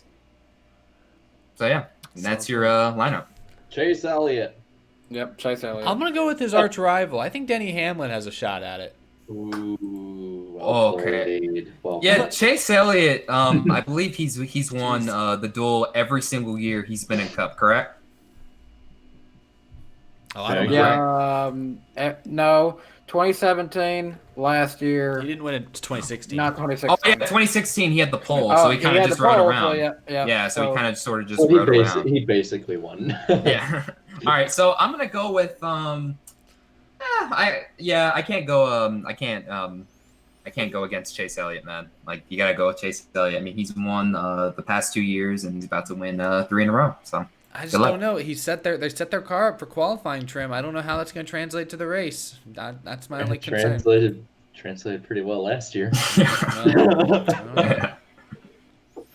Last year, though, we already established last year, I don't think they took as big a swing. This year, the top 4 Hendrick cars were literally like 0.3 faster than 5th place. Like that was not the case last year. So I don't know. We'll see. I'll go with Hamlin. And then my upset pick, Joey Gate. No, I'm just kidding. We can't do upset picks for the duels. I should have gone with my boy Almirola, but that's okay. I won't do that. I went with him in the Clash. Didn't work out for me. All right. Oh, now. Oh, here's a funny one. Who's gonna finish better, Casey Mears or Ty Dillon? Casey Mears. Mears. Probably. Exactly. Well, Mears is good. Mears is a good drafter. I'm actually gonna say Ty on this one. You know what? He doesn't want to play long. I think Ty got a top 10 in the summer race last year, didn't he? Yeah. Yeah, like the field, they all wrecked. Yeah, and that's gonna happen this time. Casey Mears is getting top 10s, and there was like 30 cars left in the field with the worst car. Oh, and by the way, Casey Mears is also unsponsored too, so I'm just throwing that out there. Yep. But all right, so let's get into the 500 picks, shall we? The Daytona 500. I need effects on my microphone. That's what we need. That's what this podcast needs. So who is gonna suck? Let's not do that every single time. Let's please not do that every time. That did not work. I cringed when I did it. I didn't realize how bad it looked on other people. I regret ever doing it. See, what's going to happen is people are going to come on and go, wow, not only are they NASCAR fans, but they're stuttering NASCAR fans. Okay. So, yeah, who's going to suck? I am going to go with Kyle Larson. I think he's going to suck here. I mean, you off on a limb. Yeah. I mean, he's not really good at the plate tracks anyways. It's either due to bad performance or he just gets caught in someone else's mess. And plus, he qualified behind Brendan Gaughan, McMurray, and Casey Mears, man. Like, I don't know, like that team doesn't seem to have the speed this week. So, yeah, I'm going to go with Kyle Larson. All right, for mine, who's going to suck? And this is a team that has ran pretty well in the past, both with both the cars that they run. And they've had good success here because their previous driver was a pretty decent super speedway driver. But Ryan Neiman driving the 6, I'm not seeing a good finish from him. Ooh. If it's any consolation, the 6 won the iRacing season opener last night. See, I thought you were going a different way with that because I was going to stick with the Ganassi route here. Ooh. I'm going to go, well, technically are the Ganassi? I don't know, but I'm going to go with somebody a little more off that people aren't going to think about with the who's going to suck pick. He was one of 16 to crash in the Clash, and he's also a Daytona 500 champion and has been known as being a pretty good plate racer, as all but one of his wins is at plate tracks. I'm going Jamie Mack. He's struggled the past few plate races in the past few years, and I don't see with this package where really if you are, aside from the Clash this past week, if you're behind the top 2 or 3, you're just waiting to get crashed. I don't see McMurray doing that. So McMurray will be my who's going to suck pick. That's not a bad one. And actually, the Larson one is also probably the easiest pick to make. I'm going to go with Martin Truex Jr. I think he's going to suck this week. I don't know. He hasn't shown me any like exceptional speed in practice or qualifying to make me think he's going to have like the Penske cars look really good. The SHR cars we're not sure yet. The Hendrick cars, at least had the flashy qualifying session. Joe Gibbs Racing hasn't really done anything like that yet. And I don't know, Martin Truex Jr., other than the year he lost the race by a few inches, like I just don't think of him and restrictor plate racing as really being his thing. Now he did finish runner up here in the summer last year, so it's not that he can't restrictor plate race. Anyone can restrictor plate race. I'm just saying I don't think I don't know. I don't see it happening for Truex. I think he gets caught up in a wreck early on, and it is what it is. I want to correct myself, as a few in the chat have Charlotte and Indy, so it's been more than one, but he's been known more as a plate racer. So, yeah, my bad. So, dark horses. Dark horse underdog picks. However you want to call it. I'll go first again. Casey Mears, obviously. Casey Mears. Yeah, I mean, I don't know. Like, gotta put on my boy, my boy Kamikaze there, man. I mean, Kamikaze was ecstatic when it was first announced. But Casey Mears, I mean, history tells us he almost won the 500 in 06. Now, granted, it was in better equipment at the time, but I like him at the plate tracks, man. I really do. So, Casey Mears, that's my underdog pick. All right, and my underdog pick for this one is a driver with a brand new team, and he's actually I don't think he's ran before in a Cup Series before this one, but there's a driver that has a lot of just raw talent. He just always seems like he's so confident every time he gets behind the wheel, no matter what car it is he's driving, and really getting the chance now to prove himself in a full-time role in the Cup Series. Ryan Preece. I really want him to have a good showing in his first Daytona 500. Granted, they didn't qualify well. The car may not be that good. They qualified 28th, but Ryan Preece does know how to drive a race car really good. I think he can do something pretty good. Okay. Well, I think I pretty much gave away by my reaction. I'm going with Mears. Mears is my underdog pick. I think that with Germain racing equipment, and I think have a little bit of comfortability with it. At the same time, I also think that he's been in these cars before.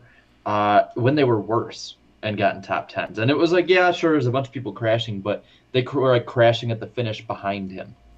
He was driving that underfunded car up to the front. So I'm going to go with Mears. I think he's a good top 10 candidate, possibly even a top 5 if stuff goes right. And when you're in the top 5 at Daytona and Talladega, anything can happen. So Mears, my underdog pick. Hopefully he wins, just because I want to see Kamikaze's reaction. That would be fun. I'm going with a driver that I honestly think, you guys might laugh, but I honestly think this guy could win the race.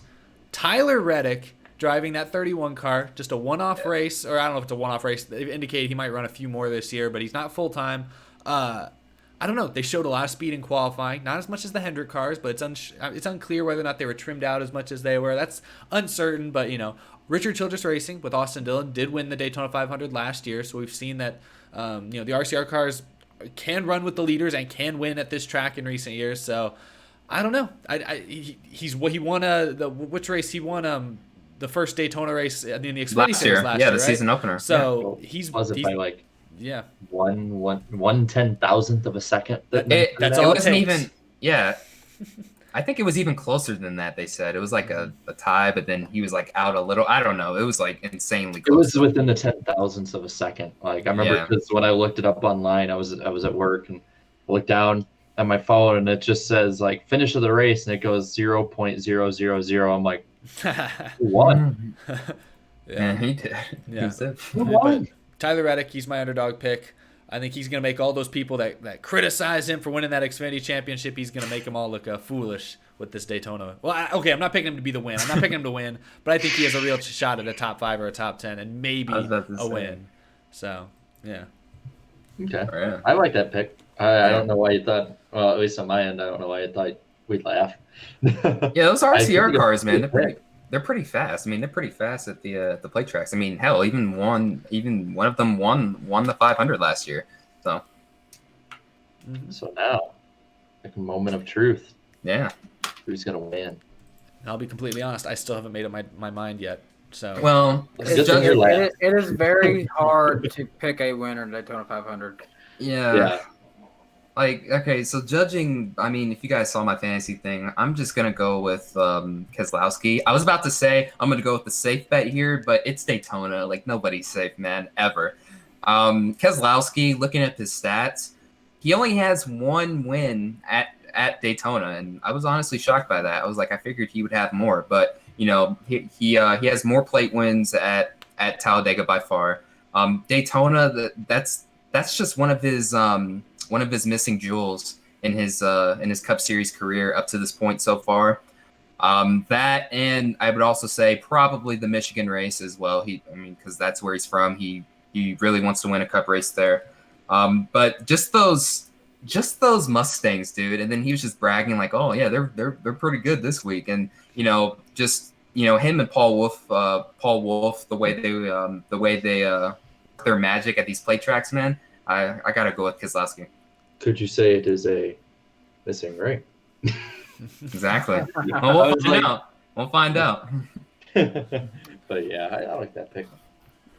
All right, so my pick, and I kind of like going back and forth between a few different drivers here, but seeing as how, if it's anything like it has been in the past on the super speedway setup, and judging by the way the Clash went, I think we're going to see a lot of single file racing here. I think as long as he doesn't do anything bad and he can be in the right place, I think starting from the front row, Alex Bowman will have a good chance. There we go. I don't hate it. I don't hate that pick. But it's only because I just feel like with this setup that they're running, they're not going to be doing much. They're going to be going single file. You're lying. See, you're lying. It's because your driver. That's why I have my pick is different. I mean, it helps that he is like my driver, but I mean, just based on how I think it's going to go down, I think he's going to have a good shot. Yep, and Bubba's going to win the title this year, isn't it? He's going to win the title too. Well, nah. I'm looking at it. Yeah, I'm looking at it, and I kind of see it. My pick is someone different, but for the same reason as why Danny picked Bowman. They're not going to be doing much, and when they're all running the high side, not doing much, the only people who can really do much are the people who are better at drafting, right? And the people who have the better cars, even if it's just minimally have the better cars. I don't know if you guys saw, but at one point during the Clash, 7 of the top 8 were Fords, if I was correct. Am I correct? That was most of the Clash, I think. Yeah. Okay. So we're narrowing it down there. So Ford's going to win. I'm just going to pick the entire Ford team. Yeah. No, but then you got to look from there. Okay, well, who does Ford have that are good plate racers and are pretty smart and have better cars? Well, yeah, Brad Keselowski, Joey Logano, Ryan Blaney right there. Paul Menard, I think, can be thrown in that mix. And I'd say guys like Eric Almirola and Kevin Harvick. You know, I'm still iffy on Suarez just yet, even though I do think he's a better plate racer than results show. And then Boyer always crashes in the 500. Like it seems like when when you think of Boyer in the 500, you think of upside down. It's tradition. It's tradition. It's yes. So there's 6 drivers. Okay. Well, I'm gonna go off of those 6 drivers. Who are the ones with the most talent at plate tracks? And I'd say it boils down to Keselowski and Logano. So one of those two. Those two like to work together. I'm going to go with somebody who is starting to get up there in years. 35 for a driver nowadays is old. He just turned 35 today, Brad Keselowski. I think he's starting to realize kind of the same way that I'm not comparing them in this, in talent regard, just in this regard, as Dale Earnhardt, where time is running out, and that legacy, it's starting to shape up. And I see Brad Keselowski being a little more motivated this year. And I see him going out and not only winning, I see him flat out dominating this race. Keselowski's 35?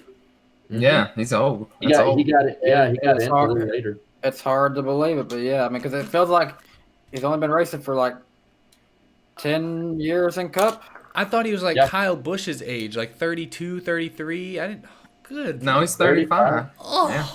And I mean, I think we've seen with Gordon Jr. and a few other drivers, Carl Edwards, that the retirement age is starting to go down. So Austin Cindric, we looking at the 2 like. Yeah. Oh no, not him. Not him. I was like, wait, not him. So yeah, I'm going with Keselowski. I think that's a smart pick, and I could totally see him winning it. Plus, you talk about teammates working together. It's kind of another reason why I go with my pick, single file, starting from the front. And then with Brad, Joey's won a 500. Brad hasn't, so. Yeah. Speaking of which, for the weather for the Daytona 500, we have a high of 80 degrees, a low of 63, and mostly cloudy skies is predicted. So. Oh, great! Jimmy Johnson's gonna win. He's when it's cloudy. So again, cloudy conditions, like shady track. Again, I'm saying they're going single file most of it. I swear, if it rains, if it rains, come on, no, please don't. They're probably going to be single file. There's only a 10% chance of rain, but I do think they are going to go single file most of it. Knowing NASCAR's luck, it's going to rain. It's going to pour down rain. There's going to be some hurricane, and they can't run the race. Nice rhyme. Mm-hmm. Oh, I didn't even mean to do that. But I'm not going to use that other rhyme though. Anyway, so yeah, that's it. That's all. That does it for our picks. Oh, I got to get my pick. Oh, yeah. Oh, he hasn't done it. You were still undecided. No, that's okay. Yeah. I decided during y'all's spiel. You guys almost convinced me to go with a Penske car. I'll be honest. I thought about it because at first I was like Keselowski, but then I'm like, I don't really want to put my hat on. I don't want to find myself rooting for Brad Keselowski on Sunday. So I was like, no. Joey Logano, I think it would be a really good pick, honestly. If you had to put money on this race, if someone was like, hey, put your life saving odds on this race, ignore what we're saying and put it on Joey Logano. That being said, I said during the entire offseason that I was going to pick Daniel Suarez. He was my pick for this race. But I did say all throughout the offseason that I reserved the right to change that pick after I saw how they ran in the clash and whatnot. I'm not going with Daniel Suarez. I'm not going with Daniel Suarez. I'm going with his teammate, Eric Almirola. He convinced me today that he's going to have a car that can win the Daytona 500. I'm convinced he's on a mission and is going to get a redemption from last February. Eric, let's admit it. He offered you free bacon to pick him. No, but I am hoping that this will convince him to give me some free bacon. You see, there's the problem. We got 2 biased picks now. You got, hold on, a Bowman fanatic, and then you got someone who just puts... Hey, I supported my reasons for mine. Yeah, let me support my reasons. Eric Almirola has 2 career wins in his NASCAR career, both at restrictor plate tracks. One of them was Daytona. Last year, when we went to the Daytona 500, he should have won that race too. I don't want to say he's like a great restrictor plate driver, but I'm not saying he's Dale Earnhardt Sr., reincarnate in Eric Almirola's little body. Well, sure he is. He's good. Well, sure. No, but he's good. I honestly think Eric Almirola is a top 5 plate racer in NASCAR, and he's driving a Ford, which means he's going to be. I think he's easily that. Those Las Vegas predictions we were looking earlier had Almirola as the 4th best pick. I think that's honestly about accurate. I think he's going to be one of the top 4 guys in this race. Mm-hmm. He's my pick to win. I won't agree on win, but definitely top 4 and up there. He'll be in the mix, I think, if nothing happens. Well, either way, I'm just saying I'm 1-0 in picks so far. Hope I'm going 2-0. So I guess is that about it for this episode? Do we have anything else we want to talk about? So we've given all our picks for the biggest race. Yeah. After the duels tomorrow, the documentary is premiering, Unrivaled, Earnhardt versus Gordon. That looks pretty badass, I gotta say. Oh yeah, looks very badass. If you guys, they had uploaded a preview, like a clip of it on NASCAR's YouTube channel yesterday. Like Gordon was telling a story about his Michigan crash and how Earnhardt, like he was trying to let Earnhardt go, and then Dale Jr. download. Yeah, and then he like caught him. Unfortunately, he caught him so fast that Earnhardt started racing him, and then he spun Gordon, and then like Gordon got loose and spun out, and he was so pissed off after that. But yeah, definitely watch the clip of it's on there. Dale Jr. download there a few weeks ago, I think. So it's a pretty good one. It's worth watching. Yeah, so that'll be fun to watch. Anything else? Because I agree. That's gonna be a fun thing to watch. Anything else that anyone's got to shout out? Hello. He's back. Hey, just finished the showcase race. Who is your pick, sir? My pick for the Daytona 500? Yeah. Oh God, here we go. You know, the man on the cutout right behind me. He has had some bad luck his past 500s. He should have won 2017. He had a fast car 2018. I think Chase Elliott is going to win the Daytona 500. Okay. My dark horse. My dark horse, though. Are we doing dark horses? Yes. Yeah. Go ahead. Matt DiBenedetto in the 95. Who's gonna suck? Who's gonna suck? No, I think that Toyota affiliation is going to be good. Who's gonna suck? That like who's like your suspect? Darian did speak well there. Yeah. I am going to say, that's a tough one because there's a couple cars that may not run good in that. You know what? I'm going to go on a limb here, and I am going to say Denny Hamlin. Okay. Yeah. See, we had 3 biased picks. With 3. That is 3 biased picks throughout this whole thing. What? Wow, I'm sorry. He's a good plate racer. He's a good plate racer. No. I'm talking about the Hamlin pick. The Hamlin pick. Hold on. Again, this is Daytona. You can have a little bit of bias, but also support it. Hey, our whole chat has been screaming about Michael Waltrip going for a Daytona 500. Yes, Michael Waltrip will win his 3rd Daytona 500. Come on, Mike. You got it. Mikey! All right. That was a pretty good impression. People are always asking me to do impressions. That was better than anything I could ever hope to do. No, if you watch the BS stream from like a couple weeks back, he can do like good impressions. Hey, so go watch that. I do want to ask about the Chase Elliott. Does 28.7 ring a bell? That is Chase Elliott's average finish. Look, bro, go look at every race he ran at Daytona and look at what happened in those races. You can't tell me it was because of a mechanical issue or he ran in the back of the pack the entire time. 33rd and 34th. Yeah. Go ahead. Tape this right now. Tape it right now. The laughing and all that stuff. I'm telling you, we're gonna come back and he's gonna win this 500. I'm just gonna sit here. I'm gonna play some non-copyrighted music and we're gonna have some non-copyrighted music. Someone I'll lock say this this, man up. if you don't mind me saying, showcase race. It's recording right now, guys. Started 5th, finished 2nd. Had a runner-up finish in the Charlotte race. Strategy came into play at the end. Only 2 guys took 2 tires. The winner and myself took 2 tires and got 2nd place. But nope, we were involved in any wreck though. There was like 5 or 6 cautions. Bunch of cars wrecked. My car was clean. Pit road entry was good. No black flags. Awesome race. So hey, who won? Going. Who won? Dagger Racing. Oh, I don't even know who that is because Sloppy's the best damn esports racer in the league. The best eSports racer out there. Yeah. eSports racer. Well, on that joyous note, I guess you're just in time for us to kind of start wrapping up. So thank you, everyone, for tuning in. We had over 500 people watching at one point earlier in the stream. Thank you to our guest, Sloppy Joe, for tuning in. He was here for the first half of the show, and now he's here to bless us with his presence here at the end. We also hope you enjoyed the Alan Bestwick cutaway interview that occurred about midway through the episode. This podcast will still be on the channel, so if you missed it, you want to rewind, you can do that at your leisure. This will be up. And wow, last minute super chat. Thank you from Jimmy48 fan. Hope y'all are excited for the high speed and high flying hashtag Jimmy48 fan battle at Daytona on Friday. Talladega. Oh, at Talladega. That will be fun. Is that the name of is that the core race name? Yeah. Yes, Okay, it is. well, that will be fun. Well, thank you for the super chat, Jimmy48 fan. Thank you for supporting the core and supporting the stream. But so, Real quick. Yeah. This will also be in the playlist for NASCAR Weekly Podcast Season 2. I'll put that in as soon as we go off the air. So if you want to catch up on any other ones, there you go. And just as a reminder, many people was asking about Alan Bestwick. He was on at about the hour mark, so you can go back and check that out. Yep, so definitely go do that later tonight or tomorrow at your leisure. Of course, also check out all these guys' channels. Those are all down in the description, links to all of them. So go check them out, subscribe, all that stuff. Next week, I think we'll be on Darian's channel next week. We ended up kind of swapping. Oh, I don't know. I don't know about that We'll yet. see. I gotta get it sorted out. Well, before audio issues. Yeah, we'll try to figure out technical difficulties on his end. But anyway, I guess in other words, just subscribe to all of us. So that way, no matter whose channel it ends up being, you'll find it. You know, what's the harm in doing that?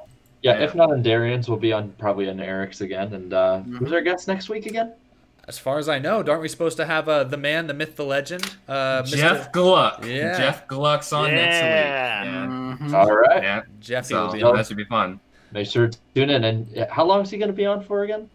He said I mean, when I talked to him, he said he'd be down to be on the whole thing. So I don't know. We'll see. Whether it's 10 minutes or 2 hours, it's just good to have him on, man. We're always grateful for every guest time here. I do agree, Showman Bowman. Fun. I'm definitely going to tune into that, guys. Definitely for sure. Drink some Sunny D, by the way, guys. Drink some Sunny D. Got that one For last sure. plug in on the plug cast. I bring some for us next time, you jerk. Tell you what, for Bristol, man, I'll bring a bunch of Sunny D for everybody. How about that? Just mix the Sunny D with some vodka, and I'll be good to go. I don't drink, dude. I don't drink. That's all you, bro. You do you. He's a non-alcoholic sloppy Joe. Man. I think we're getting to that point of the podcast. That's that there part, it is. right? Staring with that little plug-in right there. There's that little plug-in. All right. Don't worry, Showman the Bowman. I will remember you. Well, this has been a fun episode. Yep, I guess I'll wrap it up. Thank you everyone for watching. Like I said earlier, subscribe to all these guys. We'll be on either my channel or Darian's channel next week with Jeff Gluck. Really excited to have that. A lot of good things in the works for this podcast. So 2019's off to a great start, and I think it's only going to get better. So have a great rest of your week. Have a great Daytona 500. Enjoy the duels. I'm going to wrap it up with the podcast intro that I totally forgot to play at the beginning. So let's use it as an outro right here. Thanks for watching, everyone. See you next week. Bye. Green flag.